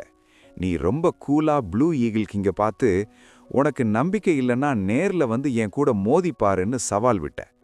உன்னோட குரல்ல இருந்த அந்த அசாத்தியமான தன்னம்பிக்கையை பார்த்து ப்ளூ ஈகிள் கிங் அப்படியே அதிர்ந்து போயிட்டான். ஏன்னா மனுஷங்க மிருகங்களா மாறின இந்த ஆரம்ப காலத்துல யாருமே தங்களோட ஆன்மாவை பலப்படுத்திக்கிறதுக்கான ரகசிய வித்தைகளை கட்டுக்கல. அதனால அவனோட இந்த சவுல் அட்டாக் மற்ற எல்லா மிருகங்கள் கிட்டையும் செமையா ஒர்க் அவுட் ஆகும். ஆனா உன்கிட்ட அது தோத்து போயிருச்சு. ப்ளூ ஈகிள் கிங் இப்போ நிஜமாவே பயந்துட்டான். அவன் ஏன் இப்போ உன்னை அட்டாக் பண்ணனான்னா, கொஞ்ச நேரத்துக்கு முன்னாடி நீயும் ஒரு சவுல் அட்டாக் பண்ணுனதை அவன் பார்த்தான். பொதுவா அவன் சவுல் அட்டாக் பண்ணும்போதெல்லாம் கொஞ்ச நேரத்துக்கு அவன் ரொம்ப பலவீனமா ஆகிடுவான். நீயும் அப்படித்தான் பலவீனமா இருப்பேன்னு நினைச்சு அவன் ஒரு பெரிய ரிஸ்க் எடுத்தான். ஆனா அவன் கணக்கு தப்பாயிடுச்சு. ஏன்னா நீ பண்ணது ஏதோ ஒரு சாதாரண ஸ்பெஷல் எபிலிட்டி இல்ல, அது உன்னோட பிறவி திறமை. உன்னோட உடம்புல ஸ்பிரிச்சுவல் எனர்ஜி இருக்கிற வரைக்கும் உன்னால அந்த ஸ்கில்லை எத்தனை தடவை வேண்டுமேனாலும் பயன்படுத்த முடியும். அதுக்கு கூல் டவுன் டைம் கிடையாது. அவனோட சவுல் அட்டாக் உன்னோட டிராகன் ஆன்மாவுக்கு முன்னாடி ஒரு வெறும் நகைச்சுவை தான். உன்னால தம் பிளான் சொதப்புனதை பார்த்த ப்ளூ ஈகிள் கிங் உடனே மற்ற மிருக தலைவர்கள் பக்கம் திரும்பினான். இவன் பலம் ரொம்ப பயங்கரமா இருக்கு. இவன் இன்னும் வளர ஆரம்பிச்சா நம்ம யாருக்குமே இங்க இடம் இருக்காது. அதனால எல்லாரும் ஒன்னா சேர்ந்து இப்பவே இவனை ஒழிச்சிடுவோன்னு ஊரை கூட்டி கத்துறான். அவன் அடிபட்டு படுத்து கிடக்கிற அந்த தலைவர்கள் மேலதான் தன் முழு நம்பிக்கையையும் வச்சிருக்கான். அவங்க எல்லாரும் இன்னும் உயிரோட தான் இருக்காங்க. ஏன்னா நீ அவங்க மேல கொஞ்சம் இரக்கம் காட்டி 500 பாயிண்ட்ஸ் எனர்ஜியை மட்டும்தான் பயன்படுத்தின. அவங்க ஒவ்வொருத்தரும் ஸ்பெஷல் எபிலிட்டிகளை ஆக்டிவேட் பண்ணதுனால அவங்க உடம்பு ரொம்ப பலமா இருந்தது. அதனால தான் அவங்க பொழைச்சிக்கிட்டாங்க. ஆனா நீ இப்போ ஒரு ஏளனமான சிரிப்பு சிரிச்ச. நீ அந்த மிருகத் தலைவர்கள் மேல இரக்கம் காட்டுனதுக்கு ஒரே ஒரு காரணம்தான். அவங்க எல்லாரையும் டிராகன் சோல் கான்ட்ராக்ட போட்டு உன்னோட அடிமையாக்கணும்னு நினைச்ச. ஆரம்பத்துல இங்க இருந்து சீக்கிரம் கிளம்பணும்னு தான் பார்த்த. ஆனா இந்த ப்ளூ ஈகிள் கிங் இவ்வளவு பேசுனதுக்கு அப்புறம் மத்த மிருகங்கள் என்ன முடிவெடுக்கறாங்கன்னு பாப்போம்னு ஒரு நிமிஷம் நின்ன. ஆனா அந்த நேரத்துல உன்னோட மண்டைக்குள்ள ஏதோ சங்கிலிகள் உடையிற மாதிரி ஒரு சத்தம் கேட்டுச்சு. உன் இதயம் ஒரு விதமான பதட்டத்துல துடிச்சது. அதே சமயம் ப்ளூ ஈகிள் கிங் ஏத்தி விட்டதை நம்பி சில மிருகத் தலைவர்கள் உன்னை தாக்க தயாராகிட்டாங்க. இப்போ உனக்குள்ள இருந்த அந்த பதட்டம் கடும் கோபமா மாறுச்சு. உன்னோட டிராகன் மைட்டை துளி கூட மிச்சம் வைக்காம மொத்தமா இறக்கின. அடுத்த செகண்டு நீ உன்னோட உச்சக்கட்ட ஆயுதமான டிவைன் டிராகன்ஸ் பிரீத் ஸ்கில்ல ஏவின. ஒரு சாம்பல் நிற புகை அந்த மைதானம் முழுக்க பரவுச்சு.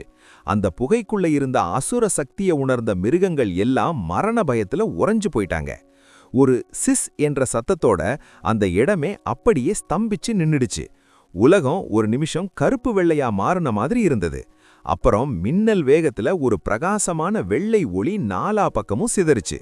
3 செகண்ட்ல 5 மீட்டர் அகலம் கொண்ட ஒரு பிரம்மாண்டமான நெருப்பு குழம்பு மைதானத்தோட மையத்துல இருந்து சீறி பாய்ந்தது. அது ப்ளூ ஈகிள் கிங் கஷ்டப்பட்டு உருவாக்குன அந்த எனர்ஜி ஷீல்ட ஒரு பேப்பரை கிழிக்கிற மாதிரி கிழிச்சுக்கிட்டு போய் தூரத்துல இருந்த அரண்மனை மேல விழுந்து வெடிச்சது. அந்த வெள்ளை ஒளி மறைஞ்சப்போ ஒரு ராட்சத காளான் மேகம் அங்க உருவாயிருந்தது. அந்த அட்டாக்க பயன்படுத்தினதுல நீ கொஞ்சம் பலவீனமா உணர்ந்த. அதனால இதுதான் சரியான நேரம்னு பருந்துகிட்ட சொல்லி அந்த இடத்த விட்டு தப்பிச்சு வேகமா பறந்த. சில மணி நேரம் கழிச்சு தான் அங்க உயிருக்கு போராடிக்கிட்டு இருந்த மிருகங்கள் ஒவ்வொன்னா எந்திரிக்க ஆரம்பிச்சாங்க. முதல்ல எந்திரிச்சது அந்த ப்ளூ ஈகிள் கிங் தான். ஆனா இப்போ அவன் ஒரு ராஜா மாதிரி இல்ல, ரொம்ப பரிதாபமான நிலைமையில இருந்தான். அவனோட அந்த நீல நிற சிறகுகள் எல்லாம் கருகி போய் கரிக்கட்ட மாதிரி இருந்தது. மத்த மிருகங்களும் அதே மாதிரி தான் ரத்த காயங்களோட கிடந்தாங்க. ஆனா நீ இப்போ பல 1000 மீட்டர் உயரத்துல பறந்துகிட்டு இருக்க. நீ அந்த பருந்த இன்னும் வேகமா ஹைஷாங் சிட்டியை நோக்கி பறக்க சொல்லி வற்புறுத்தின. உன்னோட அந்த டிராகன் சோல் கான்ட்ராக்ட் சாதாரணமானதில்ல. நீ யாருக்கெல்லாம் அந்த முத்திரைய வச்சியோ அவங்களுக்கும் உனக்கும் ஒரு பிரத்யேக இணைப்பு இருக்கும். அந்த சங்கிலிகள் உடையிற சத்தம் கேட்டா உன்னோட அடிமைகள் இறந்துட்டாங்கன்னு அர்த்தம். ஹைஷாங் சிட்டியில இருந்த உன்னோட மொத்த படையோட ஆறாவும் ஒரே நேரத்துல மறைஞ்சு போனதுதான் உன்னை பதட்டப்பட வச்சது. நீ அங்க இல்லாத நேரத்துல பூமியின் விருப்பம் மறுபடியும் வெளிப்பட்டு புதுசா உருவான பலமான மிருகங்கள் சிட்டியை தாக்கி இருக்கணும்னு நினைச்ச. வாங் கிளி அங்க போனாலும் எதிரிகள் ரொம்ப பலமா இருந்தா அவனாலையும் ஒன்னும் பண்ண முடியாது. ஒரு முழு இரவ முழுக்க இடைவிடாம பறந்து விடியற்காலையில நீ ஹைஷாங் சிட்டி பார்டருக்கு வந்து சேர்ந்த. அப்போ உன்னோட ஸ்பிரிச்சுவல் சென்ஸ் மூலமா ஒரு பரிச்சயமான உருவம் ஓடி வரத உணர்ந்த. அது வேற யாருமில்ல, பழைய ஈவில் டாக் கேங்கோட மூளையா செயல்பட்ட அந்த ஹஸ்கி நாய் தான். உன்னை பார்த்ததும் அந்த ஹஸ்கிக்கு சந்தோஷத்துல கண்ணீரே வந்துடுச்சு. அவன் சொன்ன விஷயத்த கேட்டு நீ அதிர்ந்து போயிட்ட. நேத்து திடீர்னு சில பலமான பிறழ்ந்த புலிகள் ஹைஷாங் சிட்டிக்குள்ள ஊடுருவி இருக்கு. டாக் கிங்கும் அவனோட டீமும் அந்த புலிகளோட பயங்கரமா மோதி இருக்காங்க. ஆனா அந்த புலிகள் அசுர பலத்தோட இருந்ததுனால நம்ம தரப்புல ஏகப்பட்ட உயிர் சேதம். நல்ல வேளை ஒரு நாளைக்கு முன்னாடியே வாங்கிலி அங்க வந்து சேர்ந்தான். இல்லனா இந்நேரம் சிட்டியே அழிஞ்சிருக்கும். இப்ப கூட வாங்கிலி அந்த புலிகளோட மல்லு கட்டிக்கிட்டு இருக்கான். ஹஸ்கி மட்டும் எப்படியோ தப்பிச்சு முகாய் சிட்டிக்கு போய் பாண்டா கிட்ட உதவி கேட்கலாம்னு ஓடி வந்திருக்கான். அங்க இருக்கிற சிங்கராஜா மாதிரியான பலமான ஆட்களை கூட்டிக்கிட்டு போனாதான் இந்த புலிகளை சமாளிக்க முடியும்னு வாங்கிலி பிளான் பண்ணியிருக்கான். அந்த புலிகள் சாதாரணமானவை இல்லை. விலங்கின மாற்றம் ஆரம்பிச்சப்போ எதிர்காலத்துல இவங்க ஆபத்தா இருப்பாங்கன்னு கணிச்ச டாக் கிங், கேட் பாஸ் மற்றும் ராட் கிங் 3 பேரும் ஒன்னா சேர்ந்து இவங்கள சிட்டியை விட்டு துரத்துனாங்க. காடு இவங்கள அழிச்சிடும்னு நினைச்சாங்க. ஆனா காடு இவங்களை இன்னும் பலமான வேட்டைக்காரர்களா மாத்திருக்கு. பூமியின் விருப்பம் எர்த்ஸ் வில் 2வது முறை வெளிப்பட்டப்போ இவங்களுக்கு கிடைச்ச சக்திகள் அசாத்தியமானவை. வாங்கிலி தன் நண்பர்களுக்காக தன் உயிரையே பணயம் வச்சு போராடிக்கிட்டு இருந்தான். ஒரு பக்கம் டாக் கிங்கும் அவனோட கூட்டமும் தரையில் வீழ்த்தப்பட்டப்போ வாங்கிலி மட்டும் தனியா மல்லு கட்டுனான். ஆனா எத்தனை நேரம்தான் அவனாலும் தாக்கு பிடிக்க முடியும்? அந்த புலிகளின் இரும்பு நகங்கள் வாங்கிலியின் உறுதியான ஓட்டை பிளந்தது. தாங்க முடியாத வலியால் வாங்கிலி மயங்கி வீழ்ந்த அந்த நொடியில தான் நீ அங்க வந்து சேர்ந்த. நீ பார்த்த காட்சி உன் கோபத்தை உச்சத்துக்கு கொண்டு போனது. உன்னோட டிராகன் கர்ஜனை, டிராகன் ரோர், அந்த புலிகளின் மண்டைக்குள்ள அமைதியா ஆனா ஆழமா ஒரு வெடிச்சத்தத்தை ஏற்படுத்தியது. அடுத்த நொடி அவங்க சுருண்டு விழுந்து செத்து போனாங்க. சிஸ்டம் அறிவிப்பு: சவுத் சைனா டைகர் கிங் கொல்லப்பட்டார். 24,788 பாயிண்ட்ஸ். 6 பிறழ்ந்த புலிகள் கொல்லப்பட்டன. 15,867 பாயிண்ட்ஸ். உன்னோட ஆருயிர் நண்பன் வாங்கிலி அசைவில்லாம கிடக்கிறத பார்த்தப்போ உனக்குள்ள ஒரு பெரிய குற்ற உணர்வு உருவானது. இன்னும் கொஞ்சம் முன்னாடி வந்திருக்கலாம்னு தோணுச்சு. அவனை எப்படி காப்பாத்துறதுன்னு சிஸ்டம் கிட்ட கேட்டப்போ அது 2 வழிகளை சொன்னது. நீ யோசிக்காமலே 2வது வழியை தேர்ந்தெடுத்த. உன்னோட தெய்வீக டிராகன் ரத்தத்தை அவனுக்கு கொடுக்க முடிவு பண்ணின. இது அவனுக்கு டிராகன் வம்சத்தின் வலிமையை கொடுக்கும். சில நாட்கள்லேயே அவன் முழுமையா குணமடைவான். நீ சேர்த்து வச்சிருந்த பாயிண்ட்ஸ் மற்றும் டாக் கிங் கொடுத்த பாயிண்ட்ஸ் என மொத்தம் 6 லட்சத்துக்கும் அதிகமான எவல்யூஷன் பாயிண்ட்ஸ் இப்போ உன்கிட்ட இருந்தது. காலதாமதம் செய்யாம அந்த பாயிண்ட்ஸை அடைகாக்கும் நேரத்தை குறைக்க பயன்படுத்தின. 6000 வருடங்கள் அப்படியே குறைந்தது. அப்போதான் அந்த பிரம்மாண்டமான செய்தி உனக்கு கிடைச்சது. வாழ்த்துக்கள், 10,000 வருட அடைகாக்கும் காலம் முடிவடைந்தது. நீங்கள் இப்போது முட்டை ஓட்டை உடைத்து வெளியே வரும் நிலைக்கு வந்துவிட்டீர்கள். ஷெல் பிரேக்கிங் ஸ்டேஜ்க்கு வந்துவிட்டீர்கள்.